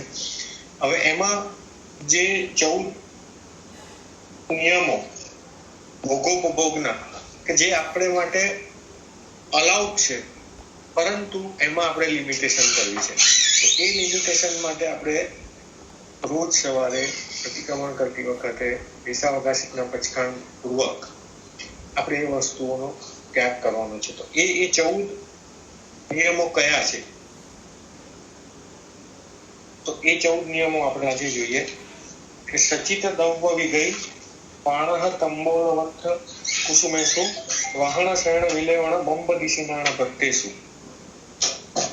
આ આપણે બોલી દઈએ છીએ તો આપણને કઈ સમજણ નથી પડતી, એટલે હવે આપણે એને વિસ્તૃત જોઈએ. કારણ કે આ છે ને, આ એનો એક્સટેન્ડેડ પાર્ટ છે. જે આપણે જે પચખાણો છે, જે ત્યાગ છે, જે આપણી મહાવિગયો વગેરેનો ત્યાગ છે, એનો આ એક્સટેન્ડેડ પચખાણ છે કે જેને વધારે ડિટેલથી પચખાણ કરવા હોય અને વધારે ડિટેલથી પાપોથી દૂર રહેવું, એના માટેના એક્સટેન્ડેડ પચખાણ છે, જે રોજ સવારે અને સાંજે લોકો ધારતા હોય છે. તો આપણે એમાં જોઈએ સચિત. હવે સજીવ વસ્તુ, શાક, ફળ વગેરે સજીવ હોય અને એને આપણે એ જ દિવસે અચિત કરીને વાપરતા હોઈએ. સમજો, દરેકના સચિતને અચિત કરવાના નિયમો પણ અલગ છે કે શાક વગેરે છે તો એને રાંધવામાં આવે ત્યારે અચિત થતું હોય. હવે કેળું છે, સમજો, તો કેળાને એનું છાલ કાઢી અને એનો ગર અલગ કરી દો એટલે એ અચિત થઈ જાય. ઓન ધ સ્પોટ પણ તમે સાધુને વોરાવી શકો, છાલ કાઢી અને તમે વોરાવી શકો. એવી રીતે કેટલાક ફળ વગેરે હોય એને સુધાર્યા પછી 48 મિનિટ પછી એને એ અચિત થઈ જાય તો એ વાપરી શકાય.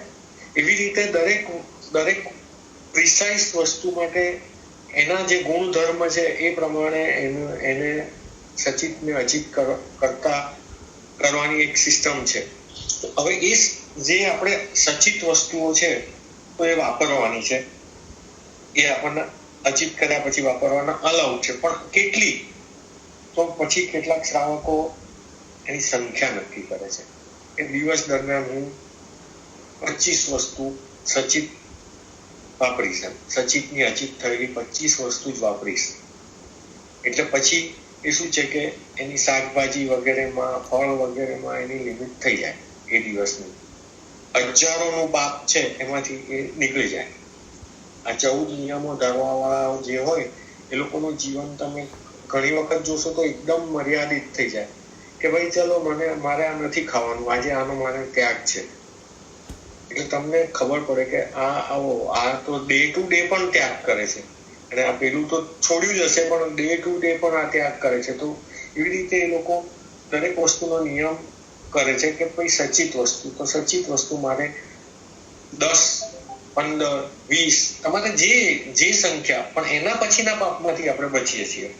તો એ સચિત વસ્તુ એટલે ફળ, શાકભાજી વગેરે જે સચિત વસ્તુ છે એને રાંધ્યા પછી અથવા સમાર્યા પછી, અચિત કર્યા પછી વાપરવાના પણ નિયમ રાખે કે મારે 5 ફળ જ વાપરવા છે આજે.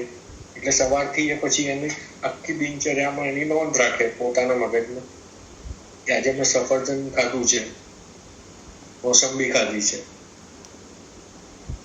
તરબૂચ ખાધું છે. પછી પર્ટિક્યુલર ન રાખે 5, પણ 5ની સંખ્યા રાખે. સમજો, તો એ 4 થઈ ગયા પછી એને વિચારવાનું કે હવે આ ખાવું કે આ ખાવું.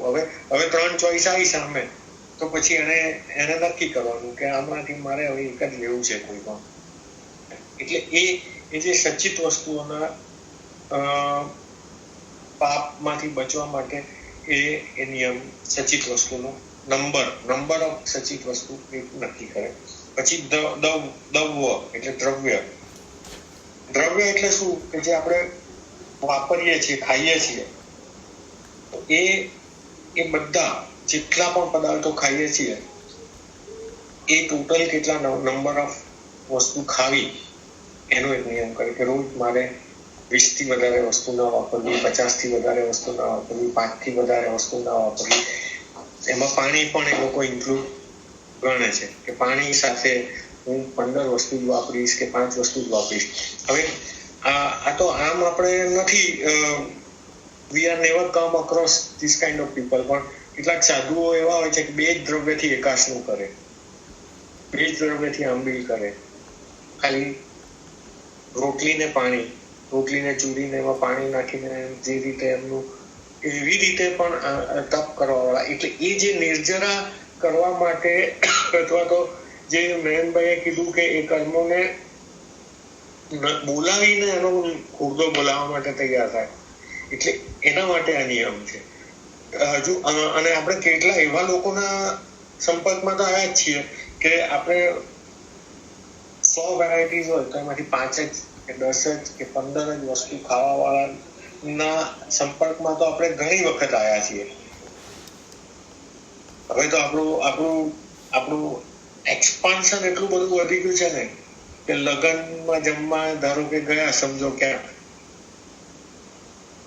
તો કેટલી વેરાયટી હોય, 70, 80, 85 કોન્ટિનેન્ટલ ને ઇન્ટરકોન્ટિનેન્ટલ ને રાજસ્થાની ને ફ્યુઝન ને કન્ફ્યુઝન ને જાત જાતના કાઉન્ટર્સ મળે તમને. છેલ્લે એક જ વર્ડ વધે કે કન્ફ્યુઝન, શું ખાવું ને શું ના ખાવું. એટલે આ જે આપણે આપણા વૈભવને બતાવવા માટે અથવા તો આપણે આપણા શો ઓફ માટે જે એક્સપાન્શન કર્યું છે ને, એ એક્સપાન્શન જૈન શાસન સ્વીકારતું નથી. જૈન શાસન સમાપ્તિ અને સમન્વયને સ્વીકારે છે. એટલે ઓછામાં ઓછી વસ્તુઓ વાપરવા વાળો મહાન છે. એટલે આપણે કોઈકને ત્યાં જમવા ગયા ને 17 વસ્તુ છે, તો આપણે કહીએ કે હું આ કોઈ પણ 5 લઈશ, બોલો એમાંથી 2 તો મારી ચોઈસની છે, હવે તમારે 3માં શું સર્વ કરવું છે તમે નક્કી કરો. તો એને તમારા માટે માન થશે. તમને કેટલાક લોકો એવું માને છે કે આપણે આવું કહીએ તો કેવા લાગીએ, અથવા આવું થાય તો કેવા લાગીએ. એવું નથી. એને તમારા માટે માન થશે કે નહીં, આની સામે 100 વસ્તુ છે ને એને નથી ખાવી. એમ હંમેશા છોડવા વાળો મહાન છે, અને છોડવા વાળા માટે લોકોને માન થાય જ છે. એટલે એવી કોઈ ગેરસમજમાં આપણે હોઈએ કે આપણે એને ઓફર કર્યું છે અને આપણે નહીં ખાઈએ અથવા તો નહીં લઈએ કે નહીં પીએ તો એને ખરાબ લાગશે, તો ત્યાં એ આપણી ગેરસમજ છે. અને ઓફર કર્યા પછી કે એને એક્સપ્લેન કરીને ન ખાવા વાળો ઓલવેઝ સારો લાગ્યો છે લોકોને. એટલે દ્રવ્યની વાત કરતા હતા આપણે, એ દ્રવ્યોમાં આપણે અનલિમિટેડ તરફ જતા જઈએ છીએ. અત્યારે દિવસ દરમિયાન આપણે કેટલું ખાશું, ક્વોન્ટિટી તો જે ખાવાના છો તમે 500 ગ્રામ ખાવાના છો કે 1 કિલો ખાવાના છો કે 250 ગ્રામ ખાવા એટલી જ ખવાય છે. પણ એમાં જે વેરિએશનમાં આપણે હજારો વસ્તુઓમાં અટવાયા છીએ, એને બદલે દ્રવ્યોનો સંક્ષિપ્ત કરવાનો છે. એનાથી તમે તમારા આહાર વિહાર પર જાગૃતિ આવે છે આપણી. અને જૈન શાસનમાં સૌથી મોટી વસ્તુ છે જાગૃતિ છે, અવેરનેસ, ચેતના. એક ક્ષણનો પણ પ્રમાદ નહીં, પ્રમાદને છોડવો. કઈ પણ આવ્યું ને કઈ પણ ચલાવ્યું એ નહીં, એ પ્રમાદને છોડવો. એટલે એ વસ્તુ દ્રવ્ય. એટલે દ્રવ્યમાં ઘણા શ્રાવકો એવી રીતે લિમિટ કરે છે કે દિવસ દરમિયાન અમારે આટલા દ્રવ્યો ખાવા. એમાં પાછા દિવસના ને રાતના, એમાં બંને વખતના અલગ અલગ નિયમો છે. એટલે જે દિવસની ઉપયોગી વસ્તુઓ છે એની લિમિટેશન કરવાની છે, અને જે દિવસની ઉપયોગી છે એમાંની ઘણી ખરી રાતની ઉપયોગી નથી, તો એને રાતની ઉપયોગી વસ્તુઓનું અલગ રીતે નિયમો ધારવાના છે એમ. એટલે આ રીતે દ્રવ્ય આવ્યા. પછી વિગય એટલે જે ઓરિજિનલ ફોર્મ સિવાયના ફોર્મમાં વસ્તુ થઈ છે ને એ વિગય છે. એટલે અને જે આપણા વિકારોને પોષક છે. એટલે એમાં પેલી આપણે 4 મહાવિગય જોઈ: દારૂ, માંસ, માખણ અને માંસ, મદિરા, મખણ અને આ 4 વસ્તુ તો એ સદંતર ત્યાગ કરવા યોગ્ય છે. પછી આવે છે 6 વિગય. 6 વિગયમાં દૂધ, દહીં, ઘી, તેલ, ગોળ અને તળેલું, કડા વિગય. મીઠાઈ એટલે મીઠાઈ વગેરે અથવા તો જે કડાઈથી કરીને બનાવવાનું છે, જેને કડાઈના ઉપયોગપૂર્વક બનાવવાનું છે, એને કડા વિગય કહેવાય. એ 6 વિગયો એનો પણ ઘણા લોકો સંક્ષેપ રાખે કે ભાઈ આ 6 માંથી આજે હું 2 વિગયનો ત્યાગ, 3 વિગયનો ત્યાગ, 1 વિગયનો ત્યાગ, કેમ 6 નો ત્યાગ. આજે આંબીલ વગેરે આપણે કરીએ છીએ તો 6 વિગયનો ત્યાગ છે. ઘણા લોકો 2 વિગયનો ત્યાગ કરે કે આજે મારે તળેલું નથી ખાવું, આજે મારે ઘી નથી ખાવું કે દહીં નથી ખાવું કે દૂધ નથી ખાવું, એવી રીતે બે અથવા તો એવી રીતે બ્રોડલી લે કે હું આજે 4 વીઘા વાપરીશ, એમાંથી જે પહેલી વાપરી એ 4 ગણવાની છે એને. એટલે આ વીઘાઈ એટલે વિકૃત અથવા તો વીઘાઈ એ 6 વીઘાઈમાંથી નિયમ ધારે. જનરલી આપણે રોજ 6 ખાતા નથી, કઈ રોજ તળેલું ખાતા નથી કે રોજ દહીં ખાતા નથી કે એટલે 6 રોજ વાપરતા નથી તો પણ આપણે એ નિયમ નથી એટલે 6 વીઘાઈ વાપર્યાનું આપણને દોષ તો લાગે જ છે. એટલે આ દોષથી બચવાનું છે એટલે એ રીતે 6 માંથી કેટલી વાપરવી એનો નિયમ છે. પછી વાણહ એટલે શૂઝ, જોડા, પગરખા એટલે બૂટ, મોજા, ચાખડી, ચપ્પલ, સ્લીપર્સ, વોટએવર ઘરમાં પહેરવાના બધા સ્લીપર્સ એ બધાનો પણ નિયમ રાખે. કેટલા છે આપણી પાસે? આપણા કબાટમાં આપણે વાપરવા માટેના 15 છે. આજે કેટલા પહેરવાના છે? તો કે 3. એકાદ વાર સ્લીપર પહેરશો, બહાર જશો શૂઝ પહેરશો, ચપ્પલ પહેરશો. મેક્સિમમ આપણે 3 વાપરતા હોય ને આપણા કબાટમાં 13 પડ્યા હોય, 17 પડ્યા હોય. કાળા બૂટ ને પીળા બૂટ ને લાલ બૂટ ને લીલા બૂટ જે હોય એ બધાનો માંથી. એટલે આ જે 14 નિયમોમાં વાણહ જે કહેવાય એ એવા શૂઝ, ચપ્પલ, મોજા એ વગેરેમાં પણ લિમિટ, મર્યાદા, નંબર થિંગ્સ નક્કી કરે. પછી આવે છે તંબોલ, પાન, સોપારી, મુખવાસ. એ તંબોલ છે એ એવી વસ્તુ છે ને કે જે તમે બેદરકારી પૂર્વક એને ચાવીને ખાતા હો છો. એટલે બેઠા હો ને તમને ખબર જ ના હોય, ચાલ્યા કરતું આપણે પાન એક લગાવ્યું હોય, એક મુખવાસ આપણા હાથમાં હોય, આપણે કેટલી વાર એને લીધો અને કેટલો ખાધો એની ખબર જ નથી. એટલે એ મુખવાસ જે બેધ્યાનપણું આવે છે એમાં, એકચ્યુઅલી એમાં કોઈ સચિતા જીતનો એ બાત નથી, કઈ એ નથી, પણ એમાં બેધ્યાનપણું આવે છે. હાલતા ચાલતા જે ડિસિપ્લિન વગર ખાવાની વસ્તુ છે પાન, ઉપવાસ વગેરે. એટલે એ ડિસિપ્લિન, શિસ્ત માટેનો આગ્રહ છે આ, કે આપણે એનો પણ એક નિયમ કરે કે હું આજે બે જ તંબોલ કે એક કંઈક લઈશ, આ લઈશ, એ રીતે એનો નિયમ છે. પછી વસ્ત્રમાં કેવું છે કે આપણા વોર્ડરોબમાં 10 જોડ, 20 જોડ, 50 જોડ જેવી જેની શક્તિ એટલા કપડા પડ્યા છે, પણ પહેરવાના કેટલા છે આજે? 2 જોડ અથવા તો ટોટલ 10 વસ્ત્ર, 5 વસ્ત્ર પહેરવાના છે આજે. ને આપણને ખબર છે, આપણને સવારે ખબર છે કે આપણે આજે આ જગ્યાએ જવાનું છે, ઓફિસ જવાનું છે તો ઓફિસના પહેરવાના છે, ફરવા જવાનું છે તો ફરવાના પહેરવાના છે, લગ્નમાં જવાનું છે તો લગ્ન ટાઈપના પહેરવાના છે, કે આપણને ખબર છે. એટલે આ નિયમો રોજે રોજના છે. રોજે રોજના ન હોય ને કરીને 1 મહિનાના લઈ લો એમ કે તો ક્યારેક ધર્મ સંકટ થાય.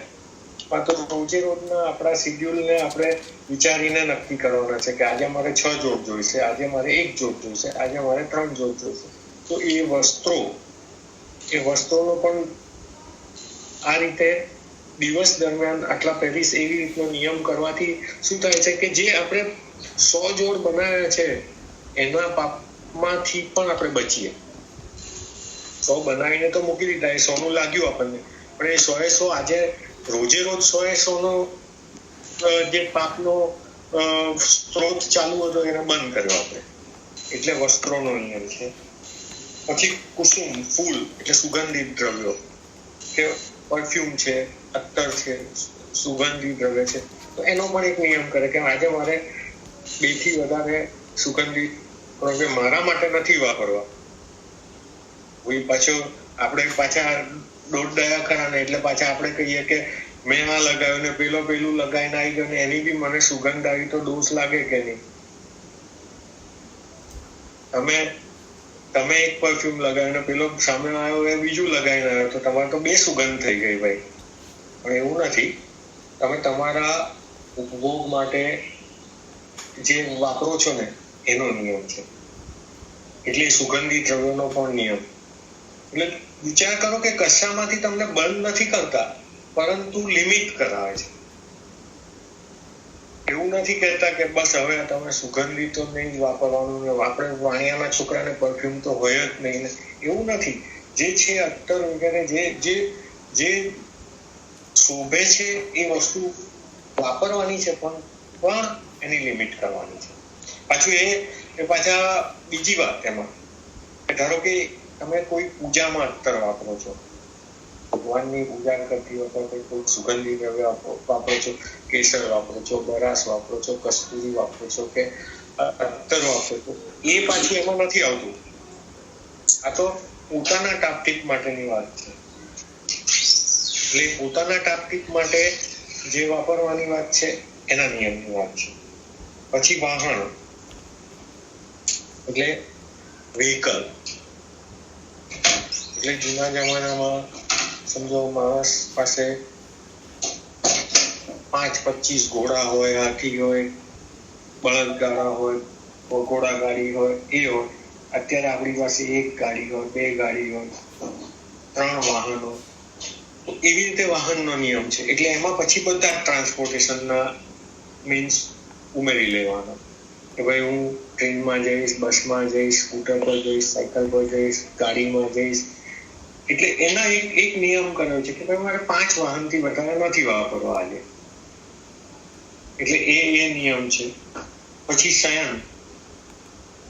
ઘરમાં 10 પથારી છે, આપણે ઊંઘીએ છીએ 1 પર, મેક્સિમમ 1 પર આડા પડીએ છીએ બપોરના, 1 પર આડા પડીએ છીએ સાંજના.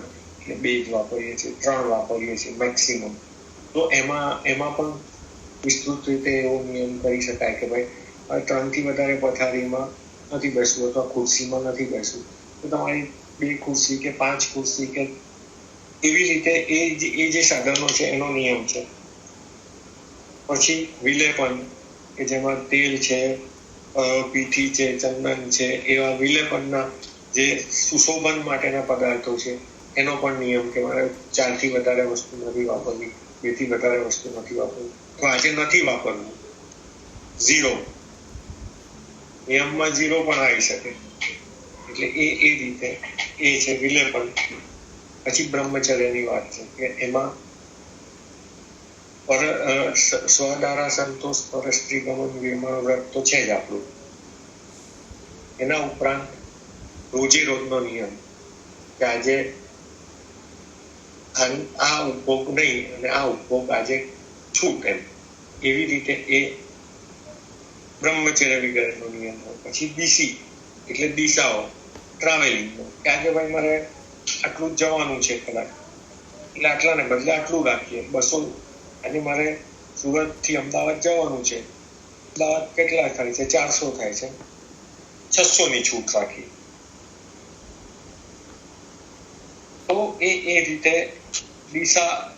તો બાકીના બધા જે ડિસ્ટન્સો છે, બાકીના બધા વાહનો છે, એનો આપણને જે પાપનો સતત જે આવે છે એ ઓછો થઈ જાય.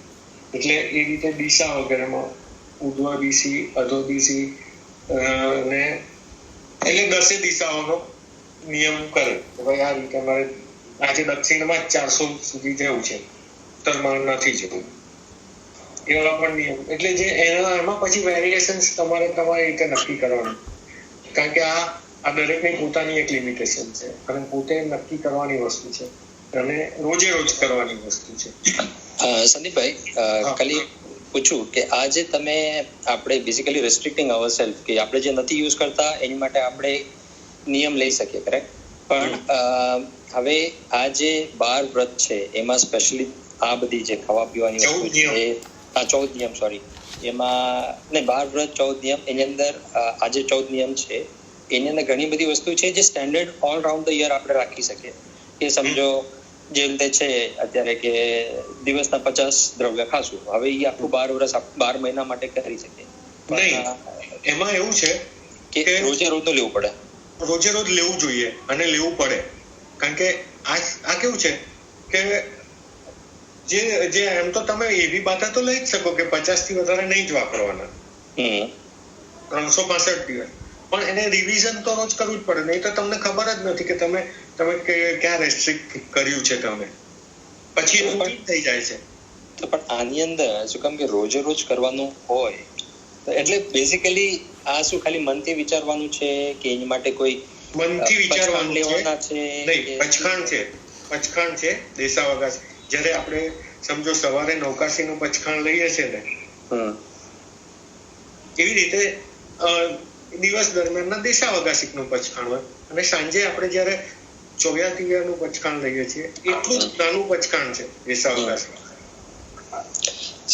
મેબી ઓફકોર્સ આપણા આ રૂટીનમાં નથી એટલે કદાચ આપણને ડિફિકલ્ટ લાગે, પણ આ એક વસ્તુને ડિફાઇન કરવા રોજ સવારે કરવાનું હોય તો પછી આઈ ડોન્ટ નો કે 12 મહિનાનું પણ તમે કરી શકો. 12 વ્રતમાં આવે, જેને વધારે કર્મથી બચવું છે એને રોજે રોજ કરવું જોઈએ, કારણ કે આનાથી કર્મથી જ બચવાનું છે, બીજું કશું નથી. અને આનાથી કેવું છે, ચેતન જાગૃતિ આવે છે, સમજો. અને આ તમે સવારે નૌકાશીનું પચખાણ કરો છો ને, સમજો, એની સાથે જ કરવાનું છે, અને એ એક મિનિટનું જ કામ છે એકચ્યુઅલી. અચ્છા, એટલે એ કોઈ ટાસ્ક નથી મોટું, જે કરતા હોય એના માટે આ કઈ મોટું ટાસ્ક નથી. એટલે એ જ હું કહું છું કે આપણા રૂટીનમાં નથી એટલે કદાચ આપણને ડિફિકલ્ટ લાગે છે કે હવે હું આજે સવારે ઉઠીને વિચારું કે ભાઈ આજે મારે 25 કિલોમીટર ટ્રાવેલ કરવાનું છે તો હું 50 કિલોમીટરનું છૂટ રાખું, એટલે પછી મારે એક વસ્તુ કે આજે 3 ચપ્પલ પહેરીશ ને 2 લેધરની વસ્તુ વાપરીશ ને આ વાપરીશ ને, એટલે આઈ ડોન્ટ નો પછી એ તો પછી કોઈ લિમિટ નથી રહેતું. તમે એનું ટેબલ આવે છે, ટેબલ બનાવીને રોજે રાત્રે નક્કી કરી દો કે આજે હવાર કાલે પચકાન લઈ લઈશ, આટલું કાલે આટલું જ કામ છે. એટલે ટેબલ છે. આમાં કેવું છે કે તમે કાલનો પ્રોગ્રામ નક્કી કરો છો ને રોજ બેસીને કે આજે 8:30 મીટિંગ છે, 2:30 મારું પ્રેઝન્ટેશન છે, 4 વાગે ક્લાયન્ટને મળવાનું છે. હા, એ તો એટલે એ આપણા ડેલી રૂટીનમાં છે આ બધી વસ્તુ. કદાચ એને એ નક્કી કરતા તમને કેટલી મિનિટ લાગે છે? કઈ નહીં, 3 મિનિટ, 2 મિનિટ. કારણ કે તમારું ગઈકાલ જે લોંગ ડ્યુ હોય છે કે ક્લાયન્ટે તમને કીધું છે કે હું ટ્યુઝડે ના મળીશ તને 11 વાગે, મને ફાવશે, બરાબર? એટલે એ તમે 6 દિવસ પહેલા નક્કી થઈ ગયું. ટ્યુઝડે તો સવારે તમારે ખાલી નક્કી જ કરવાનું છે કે 11:30 મારે આવવાનું છે, મળવાનું છે, ધેટ્સ ઓલ. ખાલી તમે રિમાઇન્ડ કરો છો ઓનલી. શિડ્યુલ તો તમારું થઈ જ ગયું છે, એટલે શિડ્યુલ તો તમારું છે ને, તમે 15 દિવસ કરશો ને પછી તમારું ગોઠવાઈ જશે કે તમે 20 થી વધારે ખાતા નથી, સમજો, 20 થી વધારે દિવસ દરમિયાન. તો પછી એ તમારું રૂટીન જ થઈ જશે કે તમે 25 નો નિયમ લો છો ને 25 નો રોજ લેશો એમ. કેટલાક નિયમો તો તમારા ફિક્સ જ થઈ જશે. ચાલો. અચ્છા, પણ આપણે જે તમે નિયમ ધારો કે વર્ષનો લઈ લીધો, પણ તમારે ધ્યાન તો આખો દિવસ રાખવું પડશે ને કે મેં 4 વસ્તુ ખાધી, 6 વસ્તુ ખાધી, 5 વસ્તુ ખાધી. ઇમ્પોર્ટન્ટ એ છે, ઇમ્પોર્ટન્ટ પેલો નિયમ લેતી વખતે તો વિધિન 1 મિનિટ તમે લઈ શકશો. અચ્છા, પણ દિવસ દરમિયાનની જાગૃતિ માટે છે આ. તમે બેસતા પહેલા વિચારશો કે તમે મારી ત્યાં સમજો આયા ને સોફા પર બેસવા જાઓ છો, બેસતા પહેલા તમે વિચારશો કે આજે કેટલી જગ્યાએ બેઠો, બરાબર? એટલે એ અવેરનેસ તો તમારી. અને પણ પછી છે ને, પછી એ પ્રોસેસ જે અત્યારે આપણે વાત કરીએ છીએ ને, જ્યારે સમજવાની કોશિશ કરીએ છીએ ને, ત્યારે લોંગ પ્રોસેસ, લેન્ધી પ્રોસેસ લાગે છે. પણ ફ્રિક્શન ઓફ સેકન્ડમાં તમને ખ્યાલ આવશે કે એટલે કે આજે મેં 6 વસ્તુ ખાધી છે કે 12 વસ્તુ ખાધી છે, એ તમારું પેલું રૂટીનમાં ચાલે. તમે નૌકા ગણો તો 5મો, 6ઠો, 7મો તમારા મનમાં એમ જ ચાલે કરતું. એના માટે પછી અલગ કાઉન્ટિંગ નથી હોતું તમારું, ખ્યાલ આવે તમને? એટલે એ ફ્રિક્શન ઓફ સેકન્ડમાં થશે. પછી જ્યારે તમે આની ટેવ પાડશો ત્યારે ફ્રિક્શન ઓફ સેકન્ડમાં થશે. એટલે કોઈ એવું મોટું કામ નથી આ. જે લેતા હોય છે એ લોકોનો અનુભવ એમ કે છે કે એમાં કઈ બહુ એવું અને શરૂઆત તો ફ્લેક્સિબિલિટી થી કરવાની છે. 20 ને બદલે 20 વાપરવાના છો તો 50 રાખો, 30 રાખો. એ રીતે કરીને તમે પછી તમારે લિમિટમાં આવવાનું છે. અને એનું ટેબલ તૈયાર છે, અને તૈયાર ટેબલ પણ આવે છે. 14 વસ્તુનું. અને આમાં કેવું છે કે તમે જે કામ કર્યા છે એ રિવાઇઝ કરશો ને તો એનો લાભ છે. એમ આજે બહુ સરસ થઈ ગયું, મારે 20 દ્રવ્યમાં ચાલી ગયું, તો એ પાછું એની શુભ કર્મની પરંપરા બાંધવાની છે ને. અને ધીરે ધીરે પરિગ્રહ ઓછો થતો જાય. એટલે આ કેવું છે કે આ મનને ટ્રેન કરવા માટેનો પ્રોગ્રામ છે. બરાબર. એટલે એ રીતે આપણે એ દ્રષ્ટિથી જોવાનું છે. અને પછી આ છે ને આ એકદમ પર્ટિક્યુલર પોતાની વસ્તુ છે, પર્સનલ વસ્તુ છે. તમે સમજ્યા? એટલે તમારે એને પર્સનલાઇઝ તમે કરી શકો છો. જે રીતે તમારે એને પર્સનલાઇઝ કરવું હોય, કેટલીક વસ્તુ કેવી હોય કે જે યુનિફોર્મ હોય અને યુનિવર્સલ હોય. કેટલીક વસ્તુ એવી હોય તમારી પર્સનલાઇઝ હોય. એનો ટેસ્ટ તમારે નમક સ્વાદ અનુસાર જે કહે છે ને, આખી રેસીપી બધું બરાબર, જીરું આટલું મીઠું, જીરું આટલું, મરચું આટલું, એ બધું કહેશે, પણ નમક શું કહેશે? હા, બરાબર છે. હા, એટલે એ રીતે છે.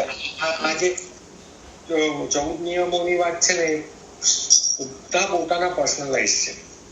ઓકે, પણ ખાલી એક પૂછવું છે કે આ 14 નિયમો અગર સમજો દિવસે દિવસનું ન લઈ શકાય તો લઈ શકાય.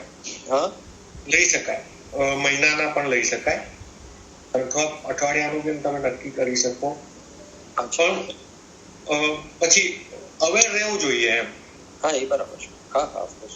અને દેશાવકાશિકનું પચખાણ લઈ લેવાનું સાથે, એને તો ખાલી જોડવાનું જ છે. દેશાવકાશિકનું પચખાણ તો એની સાથે ખાલી એક જ વર્ડ જ ઉમેરવાનો હોય છે. બિયારની સજાના પચખાણમાં તો નવકાશીના પચખાણમાં. એટલે એ રીતે હોય છે પચખાણ. પણ પચખાણ ન લો તો એનો લાભ નથી. હા, એ તો બરાબર છે.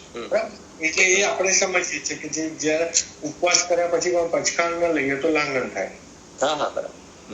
એટલે એ રીતે પછી સ્નાન, 13મી વસ્તુ આવે છે સ્નાન. સ્નાનમાં કેટલું પાણી વગેરે વાપરવું, પણ અમર્યાદિતતા છે જે શાવર ચાલુ કરીને કલાક ચાલુ, એ ના થાય. એટલે એનું લિમિટેશન આવે. અને ભક્ત એટલે કેટલું ખાય છે, 1 કિલો, 2 કિલો, 500 ગ્રામ, 250 ગ્રામ, એ એક નિયમ છે. આમાં વાઇડ જ રાખવાનો છે. નિયમો કઈ એકદમ નેક ટુ નેક કરવાના નથી. નેક ટુ નેક તો પછી જયારે તમારી એકદમ અવેરનેસ આવશે ને ત્યારે નેક ટુ નેક થવાના છે. અને કેટલાય લોકો વર્ષોથી આ નિયમો લે છે. એવા ઘણા લોકો આપણે જોયા છે કે જે વર્ષોથી લે છે. એટલે આ 14 નિયમો થયા. કયા? તો સચિત દ્રવ્ય વિષય વાણ તંબોલવત્ત કુસુમેશુ વાહન શયન વિલેવન બિંબદિશી નાણ વધ્યેશુ.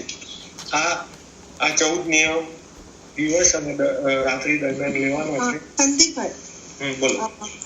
દિવસે અગર ના લેવાનું તો બપોરે કે લઈ શકીએ છીએ? વપરાશ પહેલા લેવાય એટલે નિયમ કોઈ બી વસ્તુ તમે કંઈ પણ કર્યા પછી લો, એનો શું મતલબ છે? એટલે જે હિતેશભાઈ કહે છે એવી રીતે બેઝિક એક રાખ્યો હોય તો 50 થી વધારે નહીં જો આપણું. અને પછી રહી ગયું તો તમે બપોરે રિમાઇન્ડ કરી દો કે ના, આજે મારે 50 થી 20 જ કરવું છે. એ થઈ શકે. અને વાહનમાં લિફ્ટ નો આવે કે? હા, આવે, ઓબ્વિયસલી આવે. જે તમને કેરી કરે છે, તમારા એફર્ટ વગર તમને કેરી કરે છે, એ બધી વસ્તુ વાહન કહેવાય. એટલે આ કેવું છે કે આને એકદમ નેક ટુ નેક નથી રાખવાના નિયમને. કે જ્યારે તમે ધર્મ સંકટમાં પણ હોય એવી રીતે નેક ટુ નેક નથી કરવાના. આ છે ને, આ ગામમાં રહેલી લાખો કરોડો લિફ્ટોનો પાપ જે આપણને લાગતું હોય ના લાગે ને, એના માટેના નિયમો છે. તમારા બિલ્ડિંગમાં 2 હોય પણ તમે 15 રાખશો તો તો એ 15 કન્સિડરેબલ છે.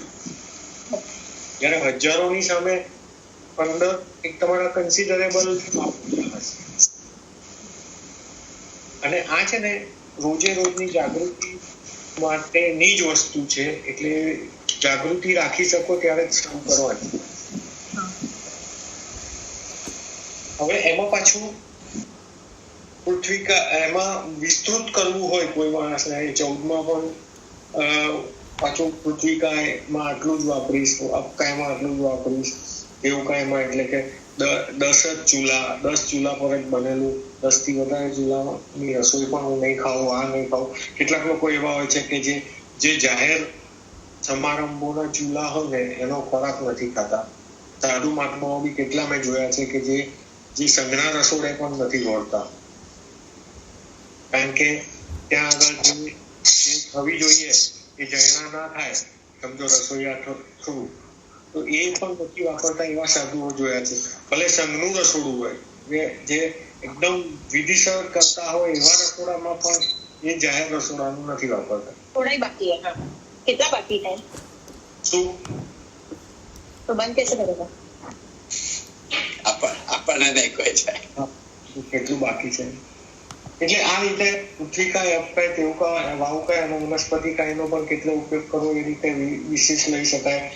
અથવા તો અસી મસી કૃષિ એટલે કેટલા ઓજારો, કેટલા કલમો, કેટલું કેટલી પેન વાપરશો એ પણ નક્કી કરે. અસી મસી કૃષિમાં એવું છે કે તલવાર, છરી, ચપ્પા, ખાંડા કેટલા વાપરશો, એ પેન વગેરે કેટલું વાપરશો, કે ખેતીવાડીનું કામ હોય તો 2 જણોથી કરીશ આજે, આમ એ બધા નિયમો છે બધાના.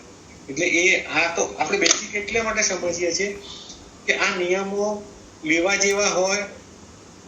બે જગ્યાએ અતિચાર લાગે છે. આપણે જે અતિચાર વગેરે કરીએ છીએ ને એમાં 2 જગ્યાએ લાગે છે. એક તો છતી શક્તિએ ન કર્યું એનો અતિચાર લાગે, અને લીધેલા નિયમને અધિક કર્યું તો પણ અતિચાર લાગે. એટલે સામાયિક થઈ શકે એવી અનુકૂળતા હોય ને સામાયિક ન કરે ને તો એના પણ એ અતિચાર લાગે, અને એનું પણ મિચ્છામી દુક્કડમ કરવાનું છે.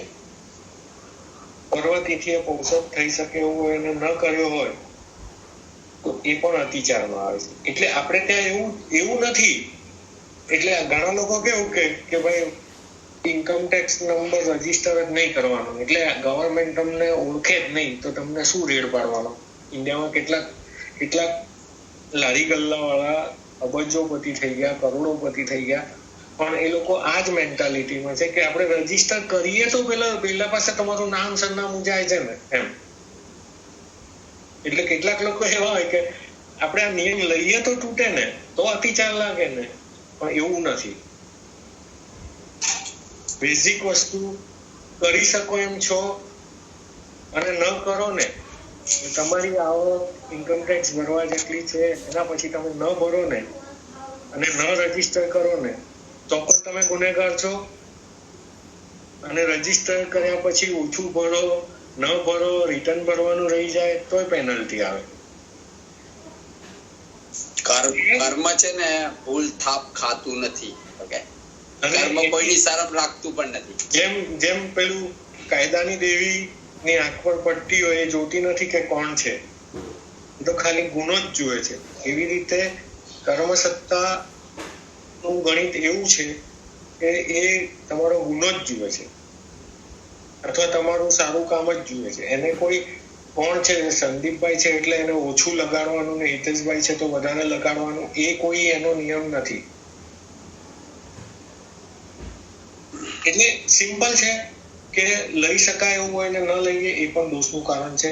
એટલે આપણે આ રીતે હવે આપણે આ જે ભોગોપભોગના જે વ્રત છે એમાં આપણે બધું વિસ્તારથી સમજ્યું. હવે એના પછી આવશે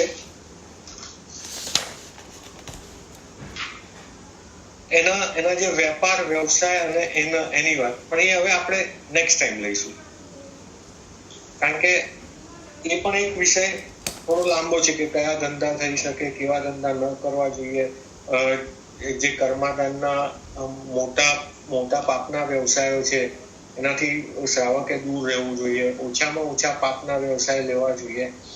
એમાં બી ડિટેલિંગ છે કે રસવાળા, ગંધવાળા, એ જેમાં જીવોની ઉત્પત્તિ થઈ શકે એવા વ્યવસાયોથી દૂર રહેવું જોઈએ. એ પછી આપણે થોડું ડિટેલમાં એને પણ સમજશું.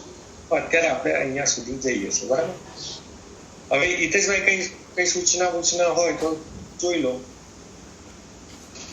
સૂચના કઈ છે નહીં. આપણે કાલે કે આજે સવારે તમે કદાચ SGRS નું સર્ક્યુલર જોયું હશે પોલ્યુશન માટેનું. તો બસ એટલે હવે તમે તમારી સર્ક્યુલર વાંચી અને સમજો તમારે સ્થાનકે પ્રતિક્રમણ એટલે પર્ટિક્યુલરલી ઉપર દેરાવાસી, કારણ કે સ્થાનકવાસીનું તો બધું ઝૂમ ઉપર થવાનું છે.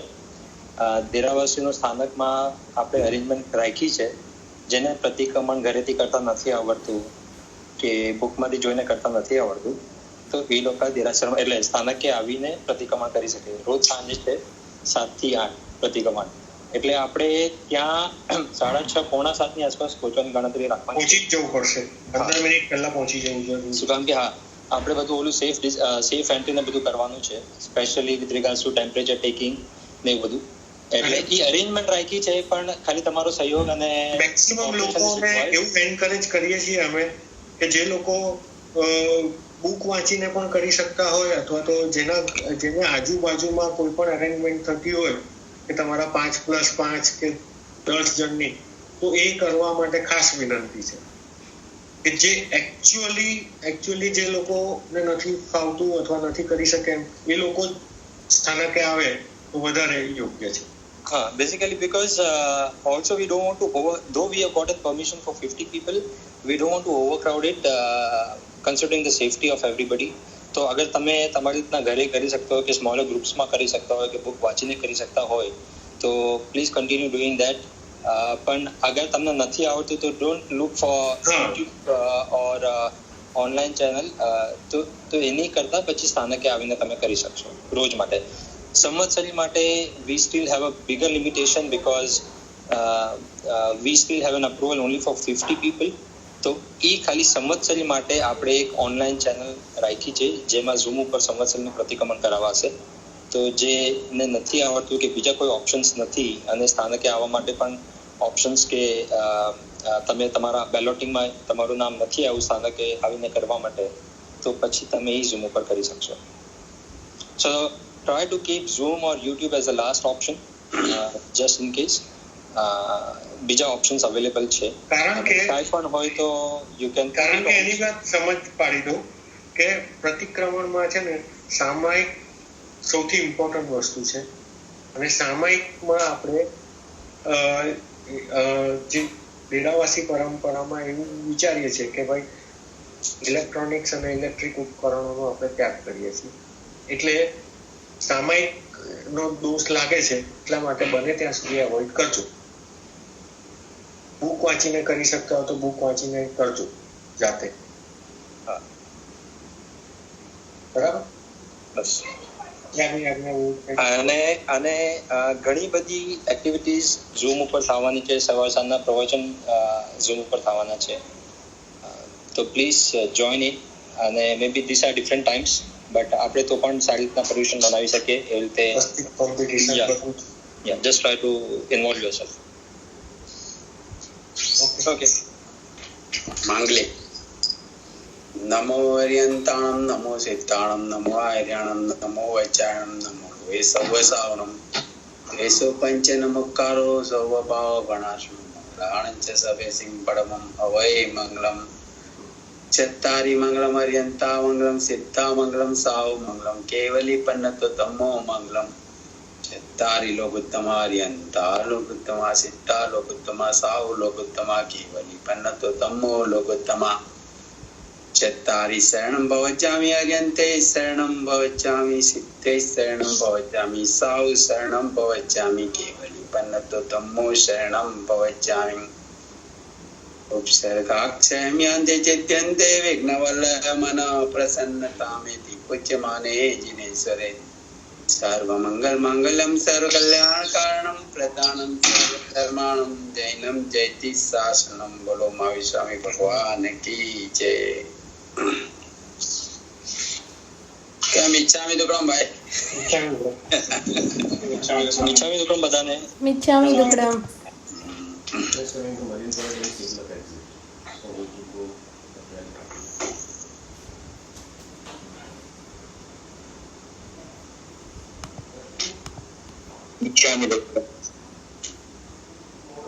કે નમ્રતાબેન ઓડિયો મોકલજો. હા મોકલો. હા.